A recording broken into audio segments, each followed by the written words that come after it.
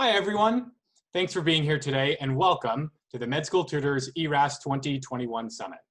My name is Eli Fryman, and I'm a fellow in pediatric emergency medicine at Boston Children's Hospital, Harvard Medical School, and I've been with MST for 6 years, tutoring for the USMLE, COMLEX, shelf exams, coursework, and doing a lot of residency admissions consulting. I'm really excited to be emceeing this summit today, and so grateful to have you all here. We certainly hope you guys and your loved ones are staying safe and healthy during this pandemic. It's been quite a ride, but I see that it's officially time to start, so we're gonna jump right in. If this is your first time meeting us, I'll tell you a little bit more about Med School Tutors while everyone filters in. We're a team of med students, residents, fellows, and attendings who specialize in one-to-one online tutoring and general medical school consulting. We've excelled academically in our fields and are super passionate about paying forward our collective wisdom to help our students, you, our peers, succeed. We've been helping students crush their exams and navigate the match for 14 years now, have helped hundreds and hundreds of students, and are excited to continue that wonderful tradition today. So, to do that, I'd like to introduce you to our wonderful panelists. We have an amazing group of panelists today who are going to walk you through this incredible content. I'll introduce each of them in turn a little bit further on in this presentation before their respective sections. But for now, their names are Sarah Godfrey, Fred Bertino, Sana Majid, Faith Meyer-Young, and Arthi Agarwal. We're going to dive into the agenda. So what we're going to cover today, we're going to cover the match dates for 2021. It's a little bit different than it has been before. This pandemic has certainly thrown all of us for a loop. We're going to talk about your ERAS application, where it all starts, frankly, where it all ends. We're going to talk about red flags, how you think about them, how you address them, and how you explain them to the people who are going to be reading your application and your personal statement. It's important to do it well, and it's important to do it in a way that helps you stand out, especially in this virtual application cycle. So we'll be talking a lot about that.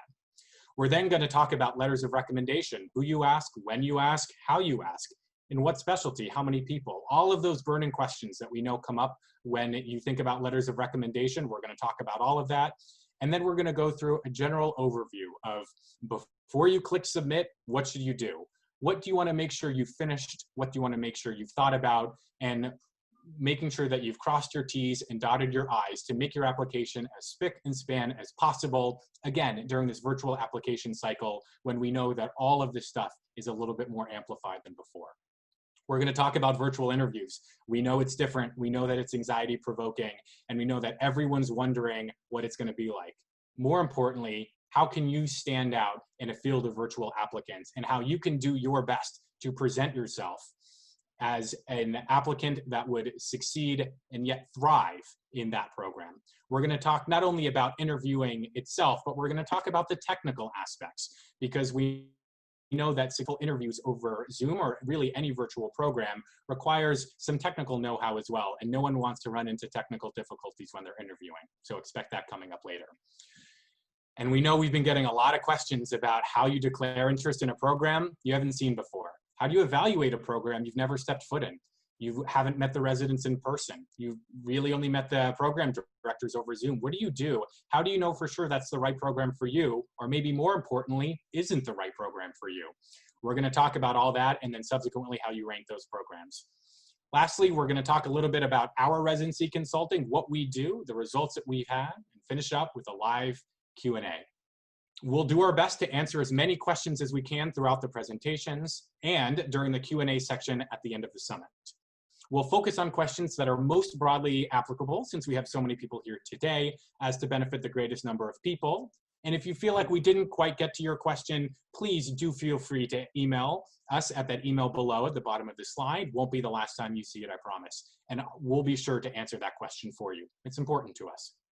If you have questions that you feel are very specific to your circumstances, or otherwise want to work with one of my colleagues for your own residency application, get in touch with us. Send us an email too. Our contact information will be throughout the presentation, and we are here to help you. We care about you, we want to help you, and we want to hear from you. So we are going to get into our first presentation of the day, which is going to be the Match 2021 timeline presented by our very own Sarah Godfrey. I'm going to do a little bit of introduction for Sarah first. So Sarah is currently a PGY3 internal medicine resident at Columbia New York Presbyterian Hospital. She's a dedicated and encouraging residency advisor who has extensive experience in medical education, including years of helping students on their USMLE exam prep, serving as the teaching assistant for a preclinical physical diagnosis course, chairing her medical school's honor committee to create professionalism training for medical students, and developing her own online public health curriculum, now utilized by all clinical students at Columbia College of Physicians and Surgeons.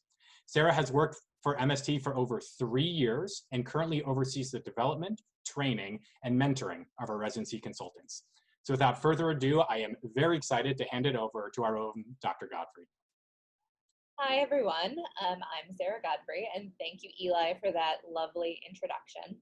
So starting off today, we're going to go through the very basics of the timeline, the dates you need to know, and how they've been affected by the COVID pandemic this year.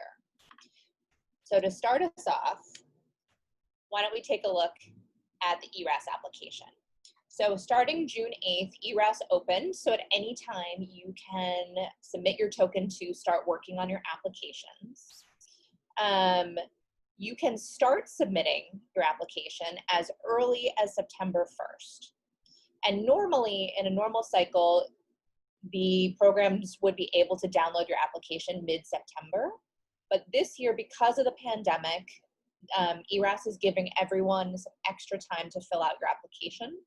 So programs will not be able to review any part of your application until October 21st, when your whole application, including your MSPE, will be released. So as I mentioned, we're shifted back a little bit from September 15th to October 21st, and programs will not be able to see when in that period of time you submitted your application. They will all be time-stamped as October 21st. So there's no stress in trying to submit earlier in that cycle. As long as you are in by October 21st, everyone's application will look the same. It does give you almost an extra month to fill out your application. This does shift back the interview cycle a bit. Normally, programs could start offering interview offers on September 16th or even September 15th when they saw applications.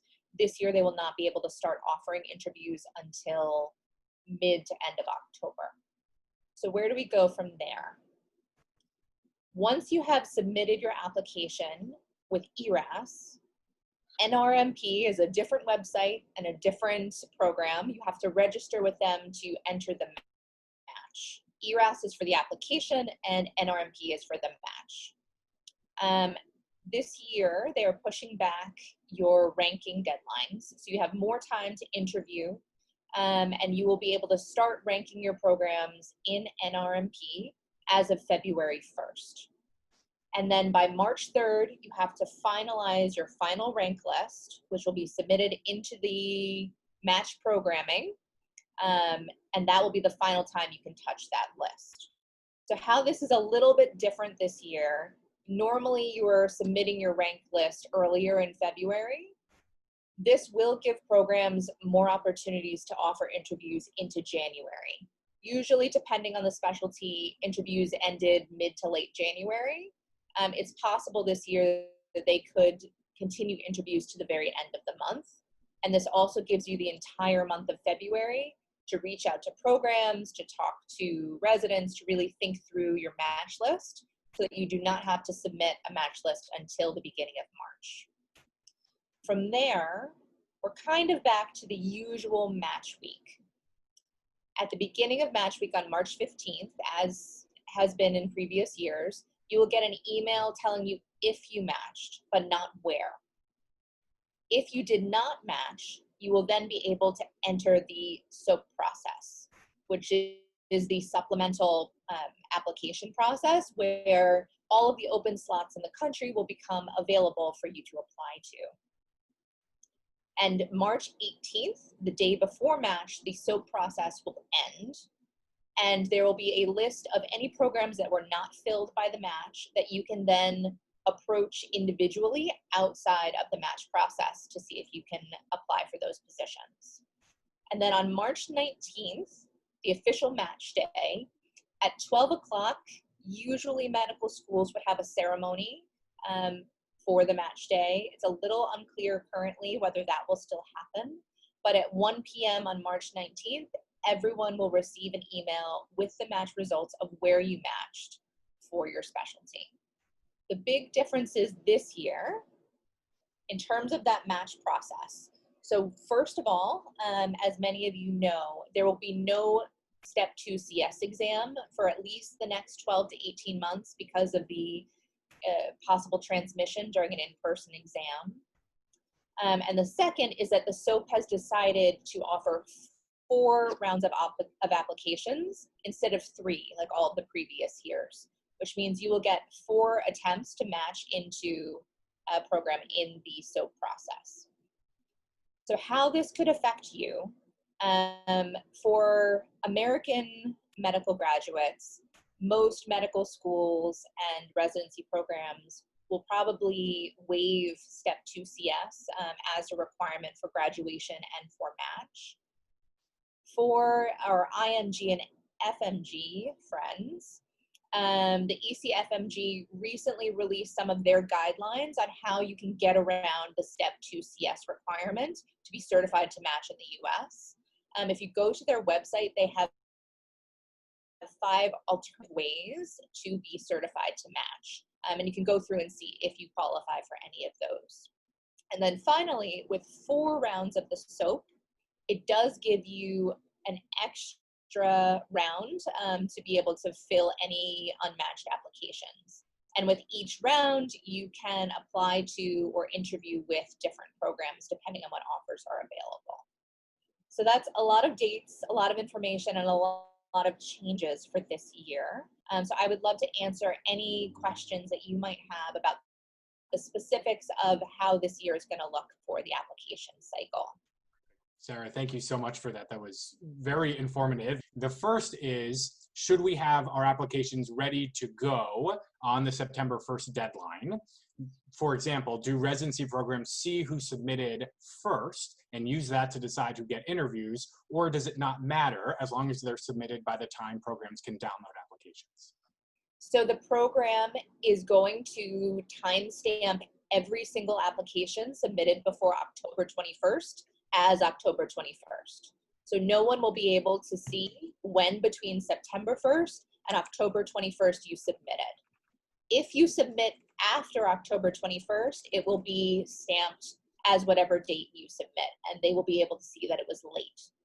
But there's no reason, besides maybe your own peace of mind, to have it submitted before October 21st.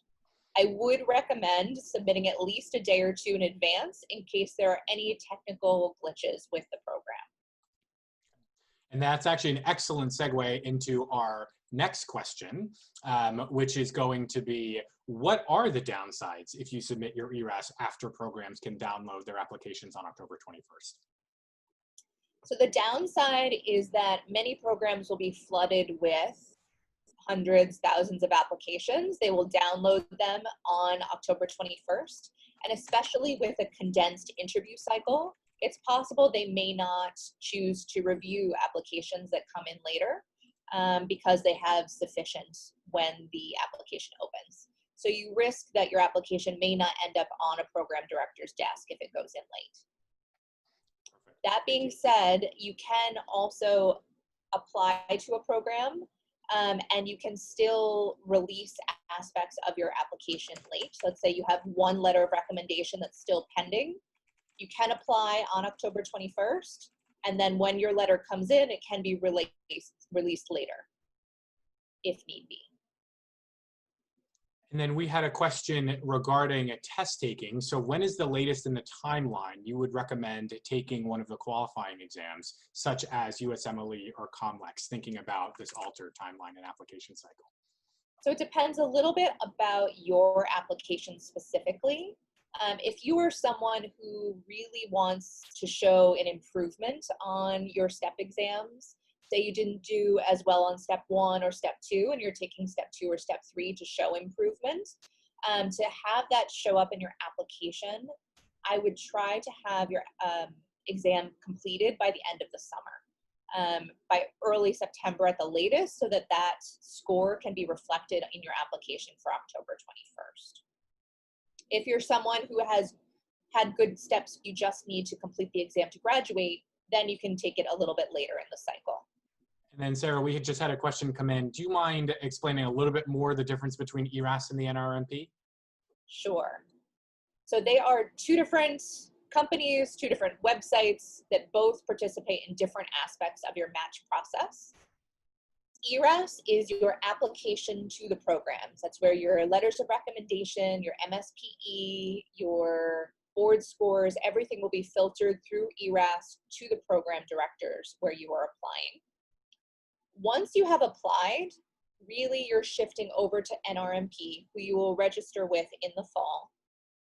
And NRMP is the website, company, program that does the actual match algorithm. They are who collects everyone's rank lists and then does the final match software to connect you with the program you match at. And then can you apply to ERAS if you're missing either of your USMLE or CK or COMLEX exams? So you can submit the ERAS application, depending on which exams you are missing and your medical school's requirements. It's possible that you might not qualify for the match. For that, you might need to reach out to us specifically to go over your application about what you're missing and what you still need. All right, and then we had a question about the SOAP timeline. Does the SOAP process start on the Monday when you find out if you match or not? Or does it start the next day? And are the rounds different days? So I haven't seen the final timeline, especially now that they have 4 rounds of the SOAP. But usually the Monday, the programs that have unfilled spots and the applicants that have not matched are both alerted. And usually that's when you start to put together your supplemental application for programs, write any last minute personal statements if you're applying into a different specialty, talking with your medical school, and then usually the Tuesday, the following day is when the SOAP begins. It may shift now that they're doing 4 cycles that they need to fit between Monday and Friday. Perfect. And then there's a question about whether students can register for the NRMP before they've submitted ERAS. Yes, I believe the NRMP is opening up in September, but there is really no rush to register with them until, either September through December. As long as you're registered before you start to submit your rank list, there's no reason to fill it out earlier rather than later. And then Sarah, we're getting a couple questions about the details of the SOAP. Do you mind going a little bit deeper into what the SOAP is, who might participate in SOAP, and what they can expect in terms of interviews and specialties, et cetera, having if they need to participate? Sure. So the SOAP is the process of filling any unmatched residency positions in any specialty that participates in the ERAS match. So on the Monday, you will find out if you matched, and programs will find out how many spots they did not fill. So the goal of the SOAP is to fill as many of those spots with available applicants as possible. So you can then choose to apply to up to 40 programs in each round of the match, or in each round of the SOAP. And it can be in whatever specialties have available openings. There are some specialties that have more spots in the country and often have more spots represented in the SOAP. For example, internal medicine has many spots in the country, or family medicine, general surgery. Those are often positions that are open in the SOAP. And you can apply to different specialties even if your initial ERAS was in something different. In terms of what your interview will look like, each program can decide what that is for themselves. There's no general format. It may be a phone call, it could be a Zoom interview. really the programs will reach out to you as you apply to them if they want more information to interview you. And then for each cycle of the SOAP, you can kind of think of them as 4 little individual applications. You will be notified whether or not you have matched into a SOAP position, and then you have the opportunity to accept or decline. If you accept, you have matched, you are done in the SOAP. If you decline, you then can enter the next round of the SOAP trying to match into a different position. Usually we don't recommend that you decline if you're entering the SOAP, but it is up to you. Perfect. And then Sarah, we're getting a couple more questions about whether the SOAP has any financial costs and whether you think the SOAP interviews will be virtual as well. So the SOAP does not have any additional virtual costs. You are limited to a certain number of programs for everyone, not based on how much you pay for programs. And I think everything is going to be virtual this year. The following year remains to be seen, and usually the SOAP is virtual anyway, just because of the limited time frame. So I think it will be virtual again this year. And then we just received a question about whether additional programs down the road, such as fellowships, are they aware that you might have matched via the SOAP, and will that affect subsequent applications into fellowship programs or even additional training programs? No one except for you, maybe your medical school dean, if you tell them, and the program director where you matched will know that you did this via the SOAP. Otherwise, on the Friday, match day, you will get an email that looks just like everyone else's that said that you matched into this position at this residency program. And then we got a question about data for unfilled programs from last year's SOAP. So is there data out there somewhere where students can learn about what the SOAP might have looked like last year? So I would look on the ERAS website and also the NRMP website. They have updated bulletins telling about how things are going to look different this year. The NRMP releases match data every year about how many people successfully matched based on different profiles, based on their board scores, based on whether they're an American or foreign medical grad. So it's a great resource where you can look at your specifics of your application and compare about how many programs you should apply to and things like that. All right, Sarah, thank you so much for answering all of those questions. That was wonderful. We'll see her again later. Don't worry, she's not going anywhere. Thank you so much. Of course, thank you. So what I'd like to do now is I'd like to introduce our second session of our ERAS 2021 Summit, which is the application part 1, red flags and personal statements. I think this is going to answer a lot of the questions that we got into the chat that we have not been able to answer yet. So hopefully if you asked a question and didn't receive an answer, the good Dr. Bertino will be answering your question coming up soon. But I'll take a second to introduce our wonderful panelist, Fred. So Fred is a PGY6, God bless him, at University of Washington, Seattle. He's in interventional radiology. He has an incredible aptitude and passion for teaching. He is here drawing from over 10 years of extensive tutoring experience even before joining MST in 2015, and he is excellent at helping students prepare for any and all coursework and their board exams.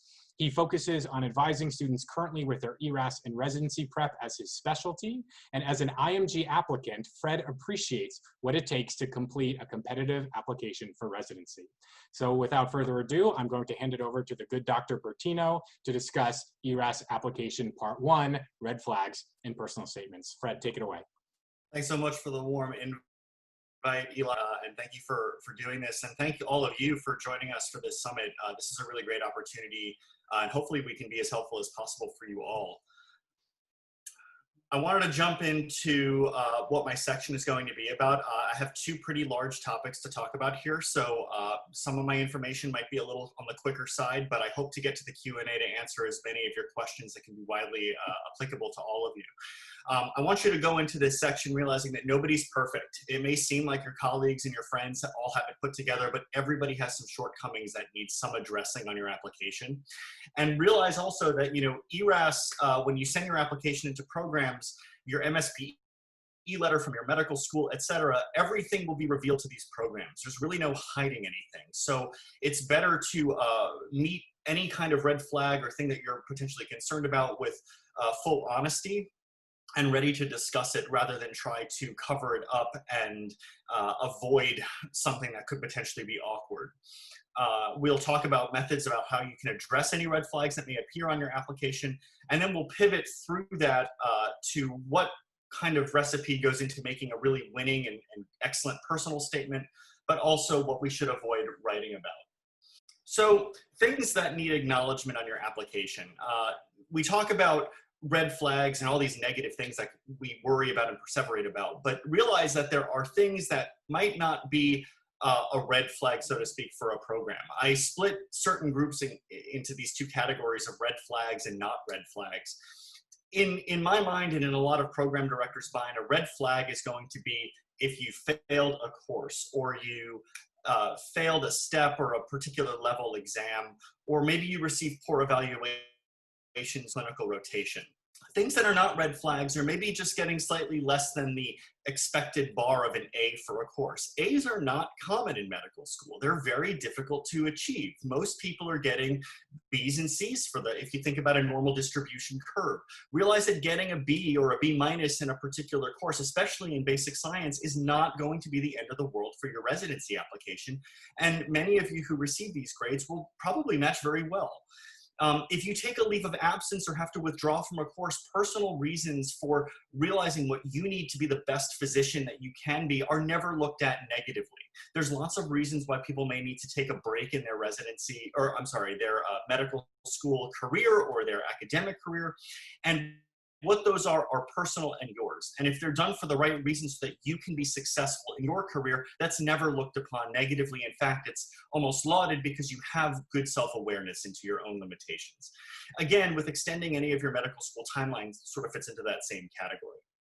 I want you to think about red flags being things that could be looked at by program directors that you may not be ready to enter a residency.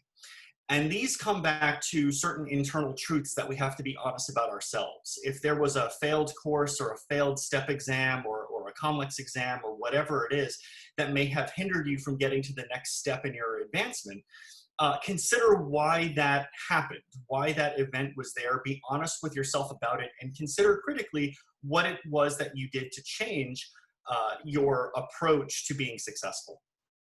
So when it comes to addressing red flags, in the next two examples on the slides that I have, I'm going to talk about where in the personal statement this is best accomplished. And I've color-coded some of these topics here so that you can see in my examples how it's best done. Things in yellow are going to be the honesty component of it. You want to be upfront, you want to be there, you want to be honest about what you're talking about. This is your shortcoming, but it's better to be upfront and open about it, ready to discuss it, because that will show maturity to the admissions panel you're appealing to. In orange, we're going to be talking about examples that show objective growth. I want to emphasize the component of objectivity. You need to prove to these people that you have done something positive to change the negative into a positive. You have grown from this experience, because I have here weakness without growing the original weakness. Okay, remember that. Do something positive to rectify whatever it was that may have been a setback. And then things in light blue are going to be the outcome. What happened as a result of your change? Be objective. If you had an even better outcome, that's something that you should wrap up with and tell these program directors, because it will show that you have the capacity to grow. So here's an example. I'll read this here. So remember, yellow is going to be the areas where we've owned our problem. So failing step one was a major setback for me and an opportunity to look inward and evaluate my approach to studying medicine. At the time, I learned that my ability to balance my personal wellness with schoolwork was dysfunctional, and that I needed to seek help to truly be successful. It's honest, it's upfront, you're not beating around the bush, you're owning it, and you're explaining the situation. In taking a brief leave of absence, I found a support network that taught me principles of time management, realigned my priorities and long-term goals, and created a study schedule that was conducive to balancing my well-being and personal life. It was because of this introspection that helped me to achieve an above average step one score on my re-examination. The orange explains objectively the steps that were taken to make the situation better, and the blue seals the deal. You've solved the problem. You've done better on step one as evidence of your efforts. The skills I have built have proven invaluable to my success, and while the lesson was harsh, I believe it was necessary in my becoming a physician. So it's reflective. You're looking inward. You're showing that, yes, this was a mistake that I had made, and I really had to look inward to figure out what it could be doing better. Using evidence to support your changes to get you onto the right track, and then having an objective outcome to show that it worked is going to be the ultimate rectifier for when you're appealing to these committees. We'll go on to our second example. One of the harshest lessons for me was when I received negative feedback during my internal medicine rotation. My grade in the course, a C-, stemmed from an incident during rounds where I was asked about a physical examination of a patient who was reported to have developed altered mental status the night prior. In my efforts to be a confident, altogether, and organized medical student, I covered up my failure to perform a complete neurologic examination by lying about the exam and reported invented findings during rounds. While thinking that the etiology of the patient's symptom could be purely psychological, I thought my actions would result in no harm to the patient. Regrettably, my presentation was enough to lower the guard of my trusting resident and therefore delay the true neurologic finding of the patient hours later when the patient was eventually evaluated by the attending, an acute cerebral infarct that converted to intraparenchymal hemorrhage. When confronted about the incident, I confessed my fault and was counseled by my attending. The consequences of this event is one I live with daily and have adopted a new level of reverence and understanding for the oath that I had been trusted to uphold. My grade in internal medicine was justified and deserved because it is not what we know that makes us good doctors. It is knowing when to ask for help so as to provide the best care for our patients that reflects what is modest and true in our profession. Again, a good example here of owning the problem, explaining it, not beating around the bush, understanding, looking inward at what had gone wrong and realizing the gravity of the situation, and then owning it and learning something from inward introspection that can help to demonstrate to program directors that you are now on the right track for success in your chosen specialty and what you hope to accomplish. This is a harsh lesson. This could be very difficult to talk about in these situations, but if it explains the situation and shows a growth in your maturity and a real reevaluation of your goals and what you were here to do, sometimes that's the insurance that these program directors need to give you the opportunity to flourish in residency. So I want to switch gears here a little bit and talk about personal statements because I think this is a good pivot point. I want you to remember that personal statements, the really, really good ones, are personal. They are novel, they are original, they are about you. They aren't about something else, they aren't about somebody else, they aren't totally focused on a patient, they aren't totally focused on the specialty that you have chosen. They are about you and why you were made for this job. And then even more importantly, they are equal to or less than one typed page in length. Okay, that's extremely important. It is so easy to talk on and on and on about the things that we are passionate about, but I need you to be organized and together. These are not manifestos about what you believe about medicine or the healthcare system. They're not doctoral dissertations about all of the research that you had performed and the inner workings of the details of the genes or proteins that you've studied extensively or the public health system that you've studied extensively. And also, most importantly, they are not cliche. They are avoid phrases that seem to be common, reoccurring experiences or reoccurring phraseology in these statements. So we can go into a little bit specifics in that in the Q&A. So personal statements should follow a format. Your organization in this process is key. So many times people come into here and having read dozens of personal statements, you know, they have a tendency to not be very organized, and we seem to be jumping from place to place. And with this organization comes also some of the basics that we may take for granted. Spell checking is incredibly important. Grammar checking is incredibly important. Subject-verb agreement, the ability to write in a similar tense, you know, to make sure that your reader can understand where you're coming from without any effort. The best personal statements are those statements that want to be read. That program directors, remember, they have to go through hundreds of these. If they read one and are actually inspired by the end of it or really happy that they have read something, that's going to be a good sign for you. That's going to be an offer of an interview later on down the road. A personal statement should show a residency that you've put a lot of thought into their specialty and that you have insight into the field. You want to show these program directors and these committees that you have insight into how you can add value, or how your specialty might be able to add value to patient care as a whole, and how you are selling yourself to a program that you will add that value additionally. You want to emphasize your personal interest, maturity, and your accomplishments, and your thought process for having achieved a decision that, this field, internal medicine or radiology or whatever, is why you were put here on this planet. So a little bit about the format and the organization of the personal statement. An introduction should probably contain an anecdote or a metaphor or simply a list of goals that answer the question, why this? Why am I here? Why am I doing this? Okay. Sometimes people have a tendency to start with a patient encounter. They like to talk about an experience on the wards. I want you to be careful about this, because I have seen introductions to personal statements become half the size of the page when they're talking about a patient encounter.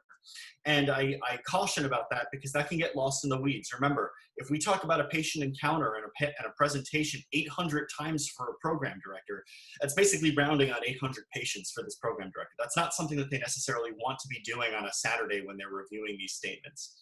It is not against the law to simply just come right out and say it. I believe that I possess the qualities to become an excellent internal medicine physician because 1, 2, 3, 4. Done. The evidence for this is backed in my dedication to 1, 2, 3, 4. And then when we get to the body, that's going to be the opportunity to show the objective examples of your experiences and achievements that got you to this point. How is your thought process shaped throughout your entire life? How did you arrive at medicine or medical school? At this residency specialty position? How did you arrive there, land on this platform objectively? What were the experiences that brought you there? What made you excited about the field that you were there? What experience, whether it be research experience, whether it be a clinical encounter, whether it be an opportunity to go internationally to treat patients in something specific? What brought you to this moment, applying to that specialty objectively?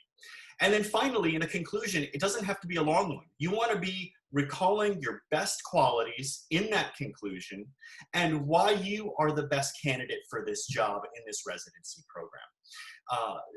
Tightening it up, rehashing some of the important qualities that you've outlined in the introduction that were elaborated upon in the body, and then bringing it tight in a nice little box in the conclusion is really all you need for an excellent one. And this can absolutely be done in 1 page or less. Some pearls to focus on when you're writing your personal statement. So I've talked about cliche phrases before. You want to avoid sounding matter of fact in this process. Sarcasm does not translate well in written word, and I would be very hesitant to try to be funny in your personal statement.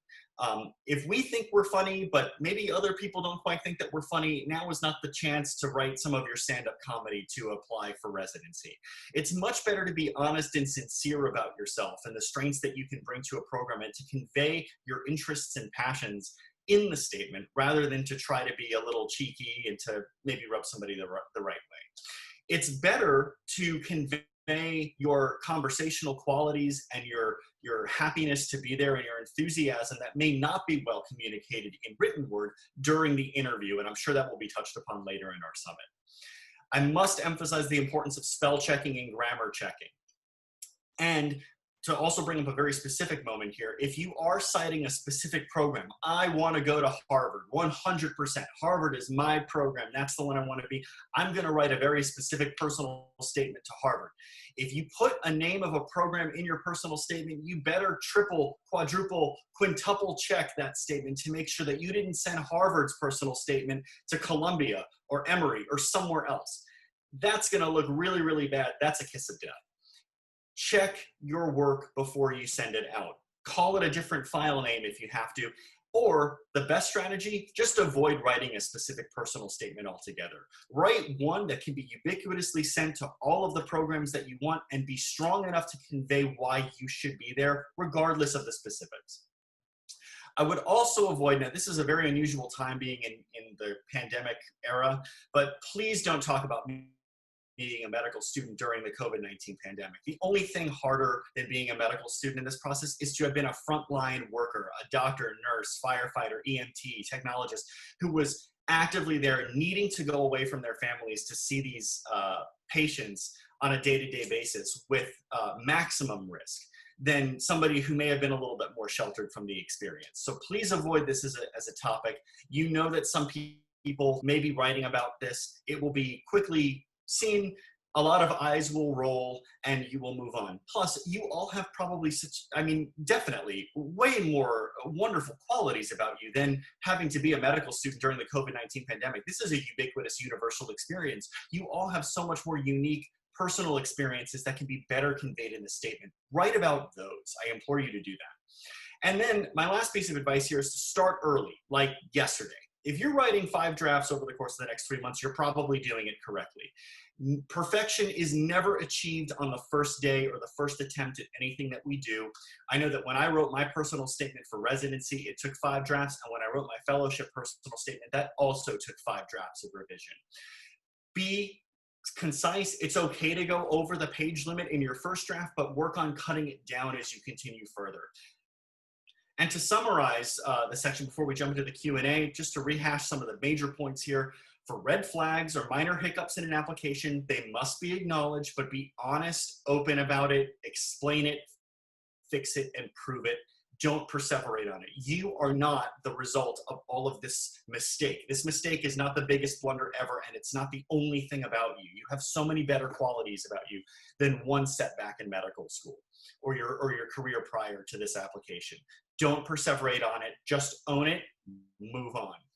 Personal statements now should be honest, original, and personal. They should be organized, and they should answer the questions: why are you here? How did you get here? And why are you worth this opportunity? I want to thank you all for listening, and I want to wish you all good luck in this process. I'm happy to open it up now to the live Q&A. Eli, I'll bring you back, and please give me any interesting stuff that came across here in the chat. Yeah, well, I'm happy to be back. That was fantastic, Fred. Thank you so much, as always. So talented and so insightful. We really appreciate all of your thoughts on all of this. So Fred, lots of questions for you regarding red flags and personal statements. So the first one is, if someone has red flags on their applications, how does that change the number or type of programs that they apply to? That's an excellent question. I am somebody who comes from the theory or the mindset that if you have a red flag that could potentially harm your chances of getting interview offers, that you should apply broadly to programs. Your ability to be selective in this process is going to be a bit lessened compared to some of your peers who may not have anything to discuss in their personal statements in the same caliber. So apply broadly, apply to more programs as much as financially feasible for you. Realize that it may, you can look at some data online, like on the Frida website, about certain STEP scores, although those aren't necessarily the most up-to-date resources, but you can also take a look into what medical students from your medical schools have matched into in years prior by looking at some of their published match lists and apply to similar programs.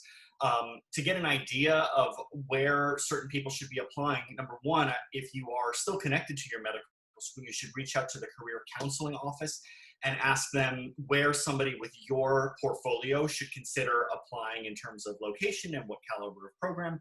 And then also reaching out to some alum from your school, if you have that option available, to see, hey, what were your experiences with this, what kind of things should I be aiming for? And you'll find that a lot of these people can be quite helpful into narrowing down your search. If you know that certain programs are a bit out of reach, given any red flags that may appear on your application and may hinder that opportunity, I would recommend maybe saving your money for some of these notoriously competitive programs. I know that when I applied, I am an international medical graduate. I knew that applications were going to be very difficult for me, just having been from an offshore medical school. And in that regard, I did not purposefully apply to certain programs that I knew were not going to look at me considerably. So I took that upon myself. I looked inward. I said, what are my better chances here? And I thought personally that it would be better financially and also from a confidence level to apply to places that would probably be more accepting of international students than those who historically were not. And you can find this information on their website as well. They usually publish the medical student data of where their new classes have matched from also. And Fred, as a very quick follow-up to that, we had a question asked specifically, how do you find out where students from your school have matched in the past? That's an excellent question. Generally, the school website, I know that my medical school will publish match data. If you were to Google the name of your medical school and match list followed by a year, it should probably come up in some of the first few searches of the search engine you're using. Alternatively, I would reach out to your career advising office and see if they can send you a list or some frequently touched upon places that numerous medical students have matched in years past. So it definitely is a question you have to ask, and it's very school specific. Not everybody publishes this data. Certain data is more specific than others, but it would be something that I would implore you all to reach out to your medical schools and ask them. They have this data. Perfect. Thanks, Fred. Our next question is, what about something that I like to call orange flags in your application? Okay. So things that are not necessarily red flags, but let's say a USMLE or COMLEX score that's a little bit lower than you might like, let's say below average for a specialty, or no published research, or things that are not necessarily typical red flags, but still might make your application look a little bit weaker than your peers. How do you address those? Absolutely. So I wouldn't necessarily even consider those orange flags. I would consider those opportunities that maybe you just didn't touch on, and that's okay. If you didn't do something, it's a null and void point, so there's no point in addressing it at all. If you have passed all of your STEP exams, you've made it to the next point. You are just as welcome to be here applying for residency as the person who also passed all of their STEP scores. And it doesn't really matter what the number is at that point. I think you should put your best foot forward, talk about all of your positive qualities and your passions for wanting to be in this position to applying for a specific specialty, and leave it at that. Addressing a low STEP score that has passed is not necessarily a great idea in the personal statement because you have successfully made it to the next chapter. And I think that if you have an opportunity to potentially show improvement in that personal statement, that is potentially a good opportunity to demonstrate that as well. So if you were to start theoretically with a lower step 1 score, but then came back on step 2 with a massive improvement, maybe you can address that as being a huge achievement because the process of you getting there was a lot of introspection, a lot of time management improvement, a lot of ability to become more mature in that year in between the exams to show how you've gotten better. So that's how I would approach that. In terms of research, research is also a sort of an equal point, no points gained or lost, so to speak. It is not the most important thing that people look at when they are looking for people to interview. People with an outstanding number of publications on their CV that are all PubMed indexed and are in journals that are peer reviewed are obviously very good and will help your application. But realize that the majority of medical students applying to school here do not have tons of publications. They are maybe have a couple of academic experiences that I think you should write about if it got you more interested in your field. But don't look at it as a negative or a account against you if you don't have something specific to write about from an academic standpoint. It will not hurt you. It would be better to spend time focusing on the positive attributes that you do have and the experiences that you did flourish within to make you stand out in the applications process. Thank you, Fred. I've gotten a number of questions so far about what type of advice or how would you modify your advice for IMGs applying this cycle, especially with the difficulty in scheduling and taking the USMLE exams with the ECFMG certificates being a little bit more difficult to obtain. What types of advice would you give to students who are IMGs who are looking to match this cycle relative to maybe US grads? Right. Well, as Sarah had explained earlier with the 5 different possible pathways when it comes to obtaining an ECFMG certificates and the ways going about there, my section isn't going to specifically talk about those pathways. However, what I can say is realize that all the program, this is a two-way street. You are faced with these issues of having a hard time obtaining these certificates just as much as the programs are having a hard time figuring out the best they can do to invite the people to interview. So programs are also trying to find ways to get the best people at their programs. And that doesn't mean that they're going to discount an IMG or an FMG's opportunity to do this. It just means that they're going to be creative in their ways to bring you on board as well. They know that there will be roadblocks to this process just as much as you know that there will be roadblocks to this process. And if there is a barrier that is preventing you from getting to that next step, I don't think it is anything that you need to worry about specifically, because this problem is greater than you are, and this problem is greater than the system is. The program directors should know this, okay? If they don't, then in my personal opinion, I think that they're doing a disservice to themselves, because they could potentially be blocking out excellent talent to their programs. But at the same time, most of the program directors that I know in this game are very much with their fingers on the pulse, pun completely intended, and are aware that these issues are going to be there. Reaching out and explaining a potential lack of, oh, I don't have CS because this has not happened yet and I simply just can't schedule it. Again, they should be aware of this problem, but a courtesy email is never the worst thing in the world if you are particularly interested in a program that you may have had an experience with or something like that. Again, I'm not going to get into the weeds with this because this isn't really the emphasis of this section, but realize that this is a two-way street and that programs are aware of the complicated issues that are being faced right now. They are sensitive to this. Perfect. Thank you, Fred. I think we've got time for one or two more questions. One question I've been seeing a lot of is, where in your personal statement do you address your red flags? Mm-hmm. I would probably put that somewhere in the body. You want, again, the body is the area where you are talking about your arrival at why you are ready for this opportunity to be a resident in your given specialty. Part of you becoming ready to be a mature, honest, independent resident is going to be talking about those setbacks that may have reflected negatively on you in the past, but you have taken steps toward to become better at what you do as a result of it. Turn it into a learning experience, and the body is the place to do this. Perfect, thank you. There was a couple questions I've seen about addressing personal chronic illness in a personal statement. Is it too personal? And do you think it will affect chances of matching if program directors interpret that as an inability to complete your clinical duties adequately? So they really can't judge you on that opportunity. The difference here being is, are you ready to be a resident? Okay, and this is an internal question that you have to answer.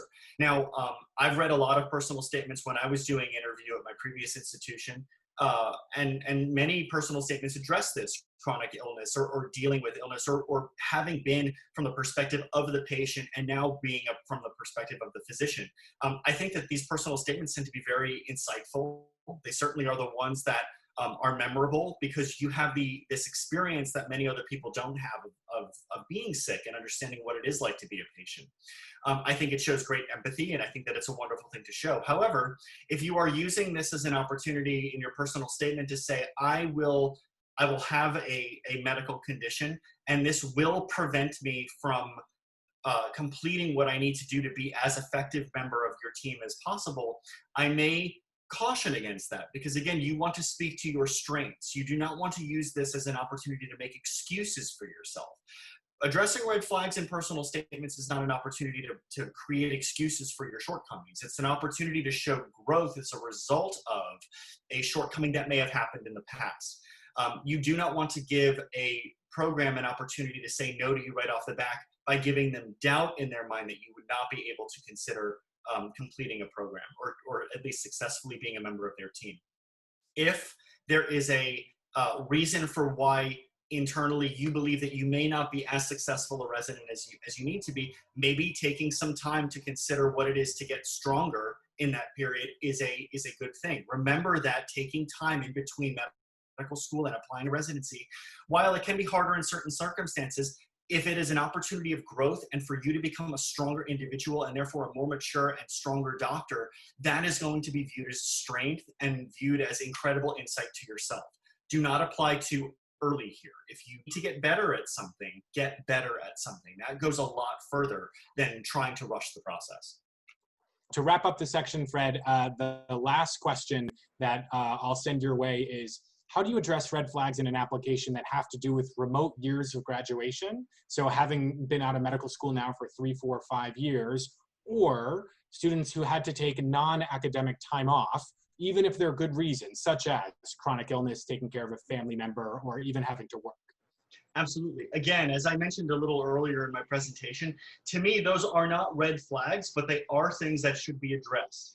Gaps in your education should be talked about. They should explain why the gap was needed, what you did during that time, the strengths that you had to potentially achieve, or the hardships that you had to overcome to get into a place that helps you to apply now. No program that I know of, no program director would ever fault you for taking a leave of absence because you had to take care of a sick parent or a sick family member, or be a member of your family to really help to guide their process in a situation, or even for your mental health that resulted in you becoming a stronger, more self-aware person that is now in a place that can be a full invested resident and ready to jump into the situation. These times are introspective. These times are strength building. And I think that if you are able to convey that time in your personal statement as time for growth, and that you are now ready to do this, again, that demonstrates self-awareness, it demonstrates honesty, and it demonstrates your ability to jump in head first into the situation, willing to go. And I think that that is very, very reassuring to programs when they see that.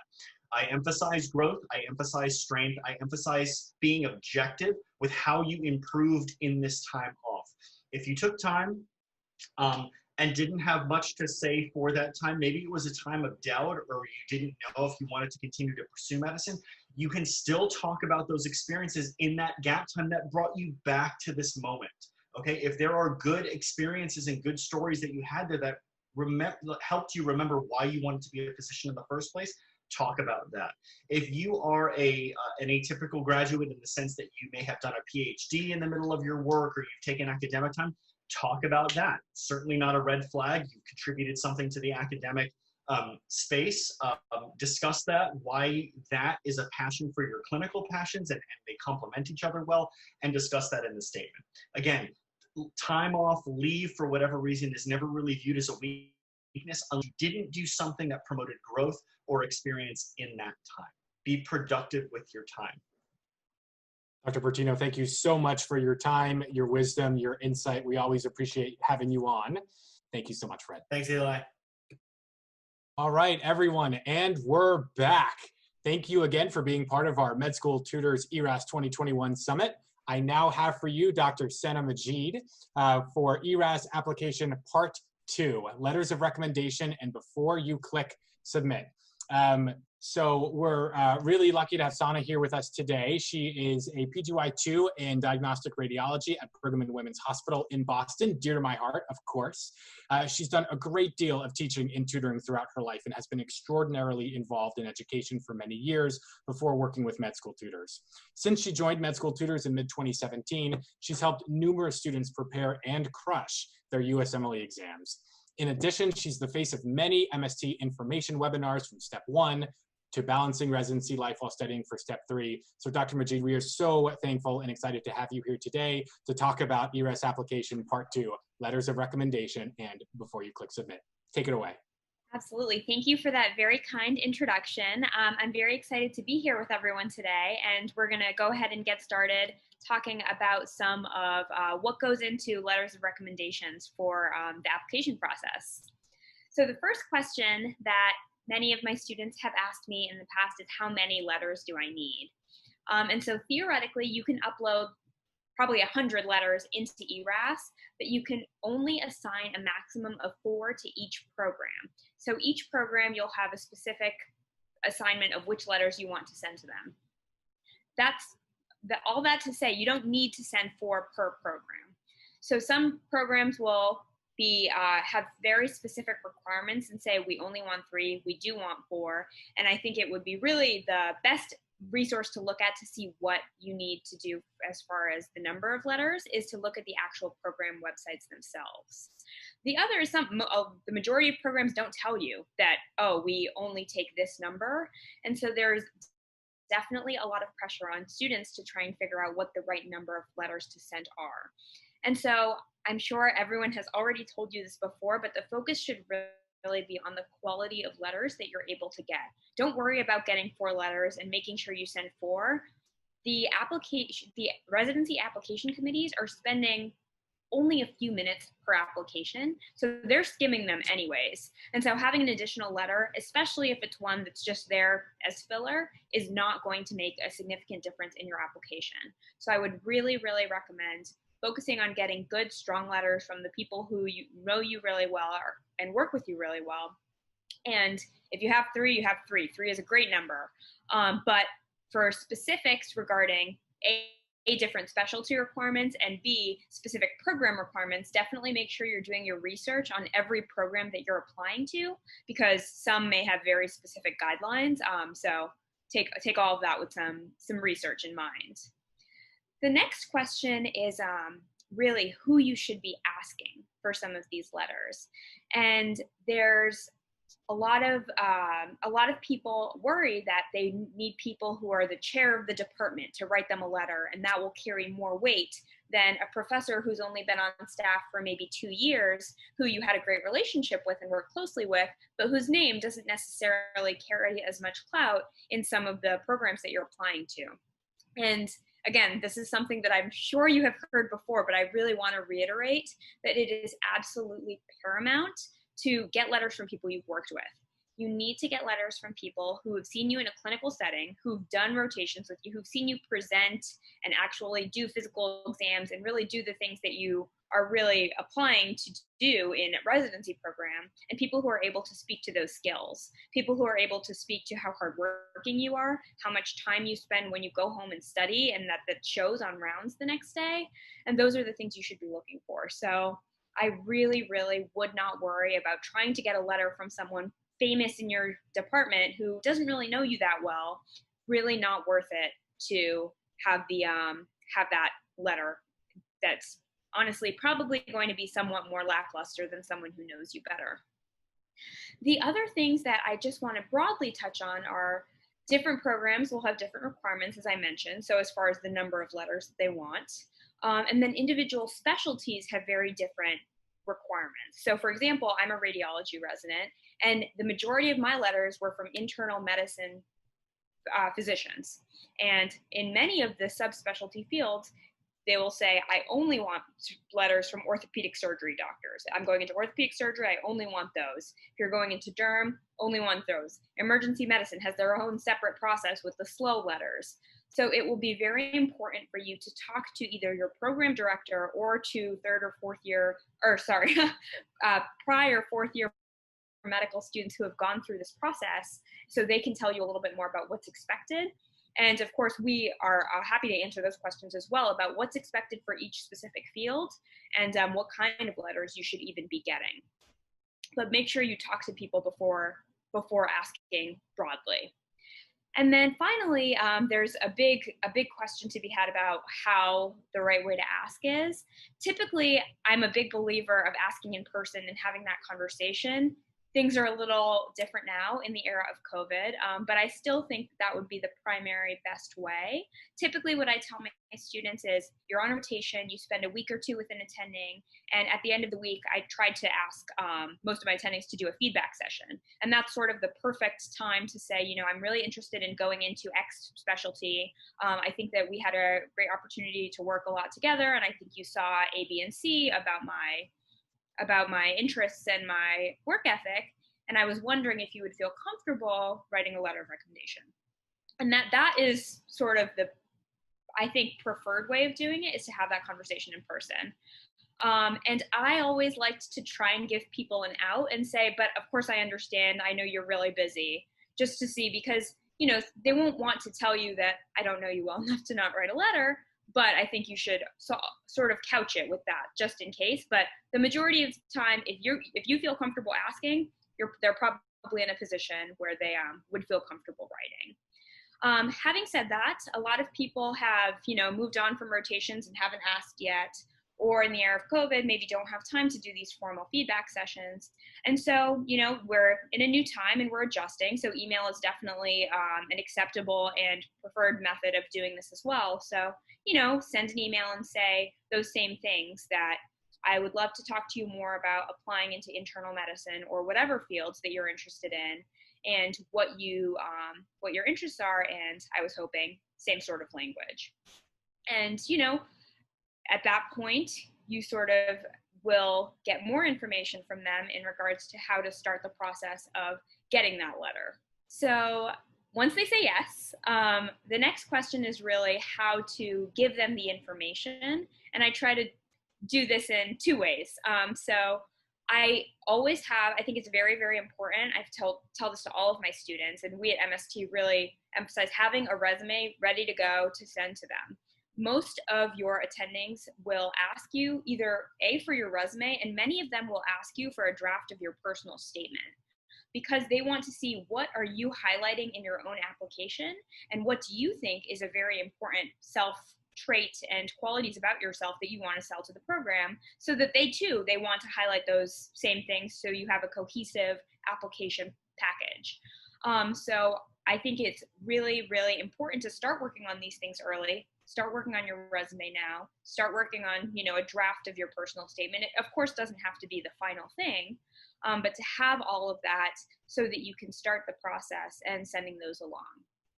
Most of these attendings will have already written letters. This is attendings who are working at academic hospitals know this is part of the gig. And so many of them will have a template that they work from. These templates, again, don't worry that a template means it'll be less personal. It won't. It just gives them sort of a format so that they know the key things that they want to touch upon and key cues to give certain pieces of information from your application. Some of the attendings, however, especially if they're younger, may not have a template. Some of them may even want you to draft some of the language yourself. And that can always be challenging because you want to be kind to yourself, but also not too self-congratulatory. But I think the important thing is really what I tend to tell my students to do is sort of focus, very similar to the resume idea, focus on a few key highlights from your application.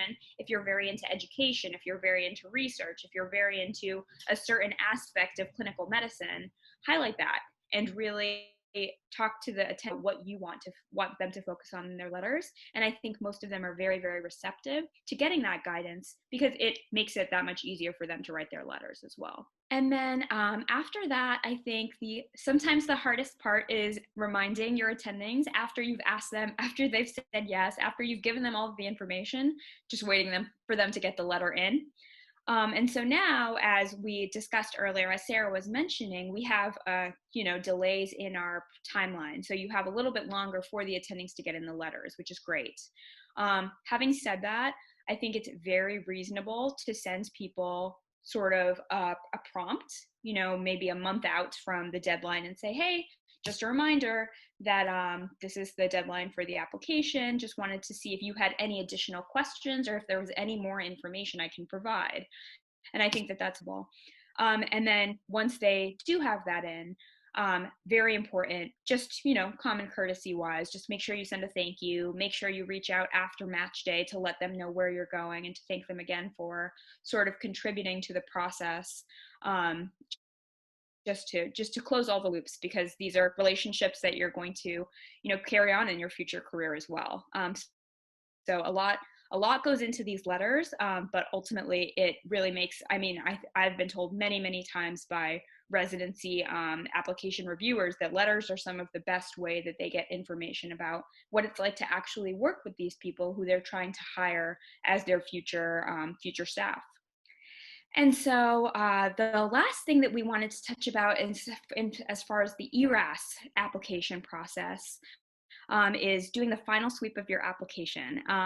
And so as we discussed, or Sarah mentioned, October 21st at 9 a.m. Having said that, I really would strongly advocate for you to do it a couple days before that. Just set it as, forget the date of the 21st, set something like the 19th in your head for a couple of reasons. A, technical glitches, B, personal things. You don't know what'll happen in the last 2 days. God forbid some sort of calamity takes place. You want to make sure that you're all set and ready to go and that nothing last minute is going to throw you off. So set the date a little bit earlier in your head. But there are a few key things that are really important to review. As Fred was mentioning before, the personal statement is of paramount importance. All the typos, all the grammar, really making sure you go through all of that. And also, if you do specialize, I really, really want to go to Harvard, make sure that personal statement only goes to Harvard and doesn't go anywhere else. So clarifying a lot of those. And you're going to get very, very sick of reading the personal statement over and over and over again. So what I really recommend is don't look at your application for a couple of days, don't touch it, don't do anything, and then set aside a morning or an afternoon and say, I am only going to do this. I'm going to do the final sweep, and I'm going to look at every single word, and I'm going to do it thoroughly one time, and then I'm done. I'm not touching it again. And I think that that really will help your mental stamina, because otherwise it's easy to start just skimming through. So personal statement, as I mentioned, all of those grammatical things, the logistical assignment things, making sure that all of that is tucked away is the first thing. Having said that, if you find a typo 2 days later, I promise you it will not make or break anything. So just with a grain of salt. And then the activities. So the activity section, as you know, will be sort of all of your extracurriculars, your research, your teaching, your publications, all of those, making sure that all of those, same thing, the typos, the grammar, all of those being concise and tight, and making sure you do all of the details for those. The hobby section is one that I bring up specifically because I think it becomes very, very important on interviews. And Faith will tell you a little bit more about the interview process soon in our next segment. But really making sure that the hobbies are often what people draw from in the interview conversations. So if you say that you really like fly fishing, make sure you know something about fly fishing, and just having all of the information and background and talking about your true interests, because people want to get to know you. People want to know if you're just a fun person to be in a workroom with and be working with 12 hours a day. And so really highlighting things that aren't otherwise on your application, because that's, I think, a really important part of this whole process, is that we're not just doctors, we're people, and to put that into your application as well in a way that, you know, you think will be helpful to you. And yes, so the deadline, as I mentioned, really don't look back. Do it one time, one morning, one afternoon, couple days before the final deadline day, and just don't touch it after that. I think that that is really, that's the way that I really advocate for all my students to do this, because I think that that's the best way to sort of give yourself some mental space and some space to breathe in this whole process. Perfect, Sana. That was wonderful. Thank you so much for going through that. We are now into the Q&A portion of this section, and you have a lot of questions coming your way about letters of recognition. So as always, wonderful. Thank you so much for sharing your wisdom and insight into this process. The first question we're going to start with is, what do you do with letters that haven't been submitted by October 21st? And what, from a program's perspective, happens to letters that are submitted after the 21st of October? Yeah, absolutely. Great question. So letters can be submitted at any point. So letters will be added to your file if they're submitted on the 22nd. If they're submitted in November, they will still be added to your file in ERAS. Having said that, programs may or may not, and again, I don't know, this may change with COVID, as Sarah was mentioning before, programs may only download once. So they'll see that there's a letter that has not been, it will still mark your application as complete, but they'll see that there's a letter that has not been submitted. And so I would still, email the professor, go nuts, say, this is the deadline, this is the situation, everything is weird with COVID, and programs are likely downloading once, maybe twice, all of the applications, just given the compressed schedule. So to really try and work it from your end to stress the importance of doing it as soon as possible, 22nd, 23rd, fine. And from the program perspective, and I think the biggest thing that you could do is email the programs afterwards once the letter has been submitted and say, I'm sincerely apologetic for the delay. However, my letter writer was finally able to submit, and if you would consider adding this to my application, because they're not going to do it unsolicited. So I think the onus is really on you to sort of push that forward.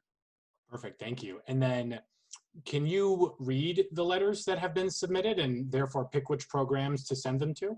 Yeah, great question. So one of the selections when you're uploading a letter writer is you can waive the right to see the letter, and you can waive it or you cannot waive it. I will say the vast, vast majority of people waive the right to see every single letter. And I have no idea what was in any single one of my letters, and all of my students that I've worked with, none of them know what any of their letters have said. And so the majority of people do waive it. Having said that, there are people who had, let's say, for whatever reason, if you worked with 5 grade attendings, you had 5 letters. I think some people just sort of go based off of their sense of the relationship and the sense of maybe that person is a letter writer, but generally you do waive the right to see the letter before submitting. Perfect, thank you. We've gotten a lot of questions about how COVID has interacted people's abilities to do meaningful clinical rotations. Yeah. What would you say to students who feel like they don't have a great letter writer in mind because of the lack of clinical rotations during COVID, and particularly for IMGs who have not been able to do US rotations because of COVID? What would your recommendation be for them in that situation? Absolutely. I think what I'll start with is to sort of reassure you that everyone is in the exact same boat because COVID has affected all of us in ways that we couldn't have really anticipated. So I would reassure you that many people are struggling with this as well. I would also say at this point, we're in the middle of July. I still got 2 of my letter writers I hadn't even met by this point in my own personal application process. So there's still plenty of time to meet, work with, and get great letters. Having said that, I think that it would be very wise to sort of go through your previous rotations, email those individuals who you may have worked with a little bit better, and reach out to them and say, you know, I had anticipated being, I'm sorry we didn't have the chance to speak about this before, but with coronavirus, et cetera, and then reach out to them and say, would you feel comfortable? And then I think the other thing is if you really are struggling, then there's still time to sign up for more clinical rotations and really say at the beginning, you know, I would love to get a letter out of this rotation so that they also have that expectation going in. As for the IMG applicants who are out there as well, not being able to do the US rotations, it definitely impairs, it hurts you, I think, that in terms of your application in a typical year, but with COVID, I think all bets are off. I would say that it would still be really important. I know a lot of the IMG students that I have worked with have pretty extensive amounts of research, so I think it's also very helpful to get letters from research mentors. I think it's also very helpful to get letters from people who know you in other medical capacities that aren't 100%, I'm working on rounds, presenting 8 patients every day. So I think that there's a lot of different ways to get creative with the letters. So think about all of the other great things that you do and work with physicians or mentors in those capacities to get letters from them. Perfect. And then we have a question because of COVID, if we need, or otherwise, if we need to go back to someone whom we haven't seen or worked with in a long time, maybe even a year or greater, how would you recommend approaching someone whom you think would write you a strong letter, but you just haven't seen in a while to ask about writing one? Yeah, it's very challenging, I think. So the biggest thing I would say is I would reach out to them and say, hey, like, you know, so I had such a great time working with you. I'm starting to think about the application process now, and I'm actually planning on applying into internal medicine. I'm just using as an example. And then, you know, I always sort of fluff a little bit and say a lot of why I chose to go into internal medicine was my experience on the rotation with you and, you know, some of the work we did together. And then from there, I would transition to, I know it's been, you know, a year since we had the opportunity to work together, but I thought that you worked with me very closely and that I would really appreciate if you felt that you would be able to write a letter for me. So sort of like give the context of, oh, I was reaching out because I decided to do IM and you were so great and everything was awesome. And also, if you wouldn't mind, that would be very helpful to me in my application process. Perfect, thank you. What advice would you give to students dual applying? So let's say you're applying into neurology and internal medicine as a backup. How do you approach your letter writers and asking potentially for letters for 2 different specialties? Yeah, so this is actually a very great question and very topical because I did this as well. As Eli knows, I was debating for a long time as to whether I was going to go into internal medicine or radiology. And so when I asked many of my letter writers, I was saying, I actually don't know what I'm going into yet. But having said that, you know, you've worked with me clinically, you know what I'm doing, and this is sort of my clinical picture. This is my trajectory of medical school. This is what's appealing to me about both of these fields, sort of common themes more than, you know, I like radiology because I like looking at images. more like educational themes. And I was very explicit with my writers about that.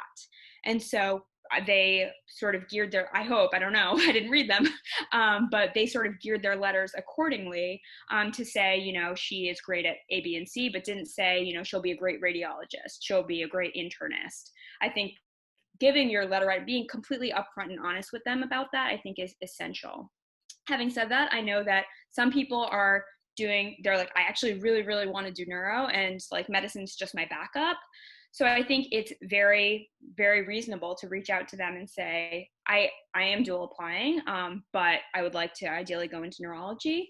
And so some of those people had more, some of those applicants have more letters if they find that feasible, and just assign their medicine letters to the medicine programs and assign their neuro letters to the neuro programs.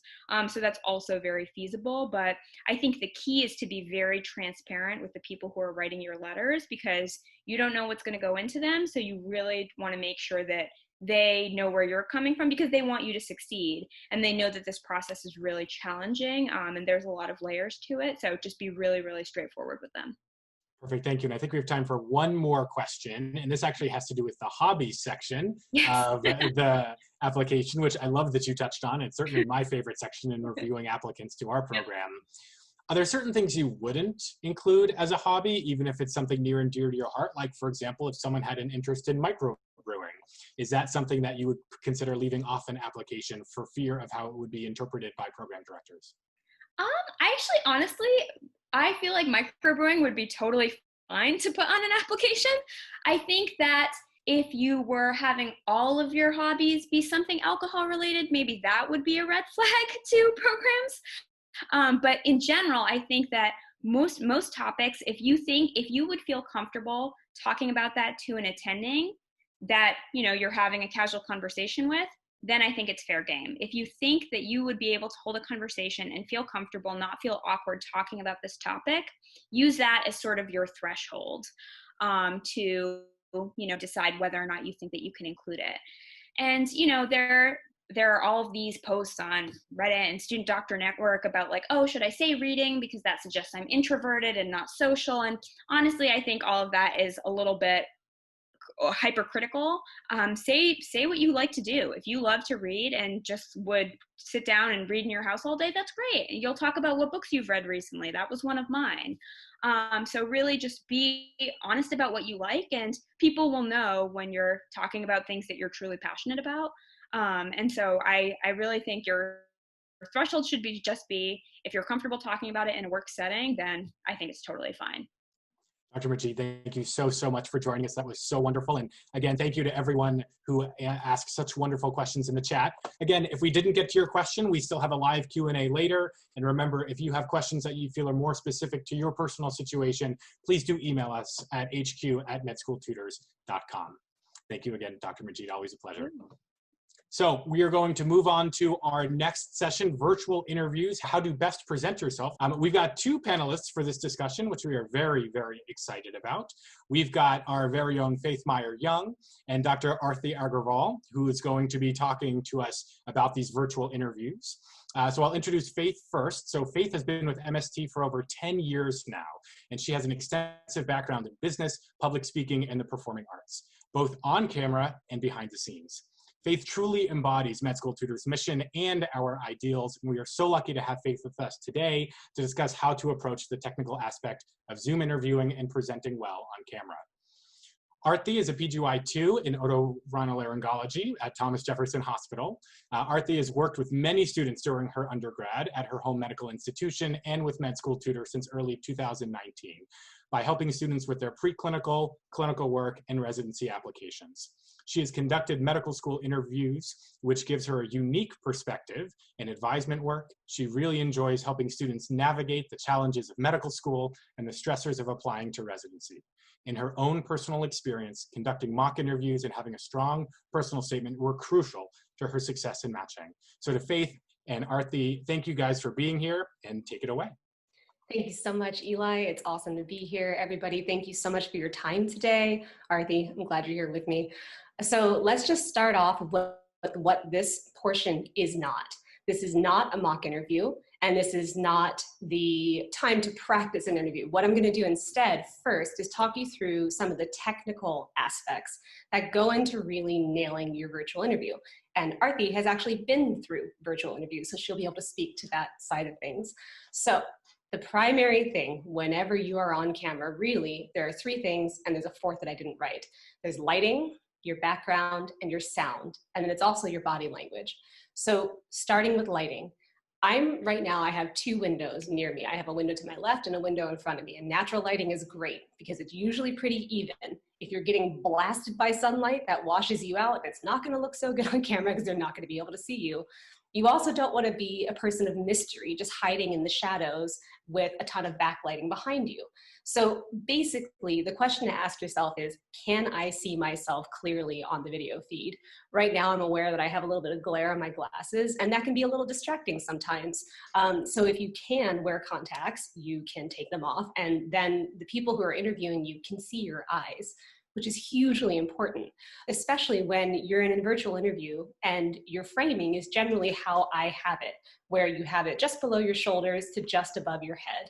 That's ideal because then they can see you, they can still cue into your body language. And folks, beware. Everybody knows, and now that we're all trying to make this work from home, that some people are like business on top and party on the bottom, right? They're in their boxer shorts or they're possibly in their pajamas, who knows? It's a thing now to make people stand up unexpectedly. So please, when you go into your virtual interviews, come in dressed as you would as if you were walking into the room for your interview, because it makes a difference. It changes how you feel, and you're prepared. If you have to jump up because you spill your entire jug of water or something on yourself, you don't want to embarrass yourself that way. In terms of a background, you've seen a diversity of backgrounds today from my colleagues and myself. I'm lucky enough to have a place where I can sit in front of a wall and I have a laptop so I can move it around and kind of position myself accordingly where the sound's going to be good and the lighting's going to be good. Ideally, the goal is just to put yourself somewhere where you don't have major distractions, and especially something that's moving. Avoid that. You don't want to have like a pinwheel spinning behind you or a TV going off or something like that. In terms of sound, you could probably hear that I'm a little echoey right now, and it's because the room that I'm in, it doesn't have a ton of carpeting or soft furnishing.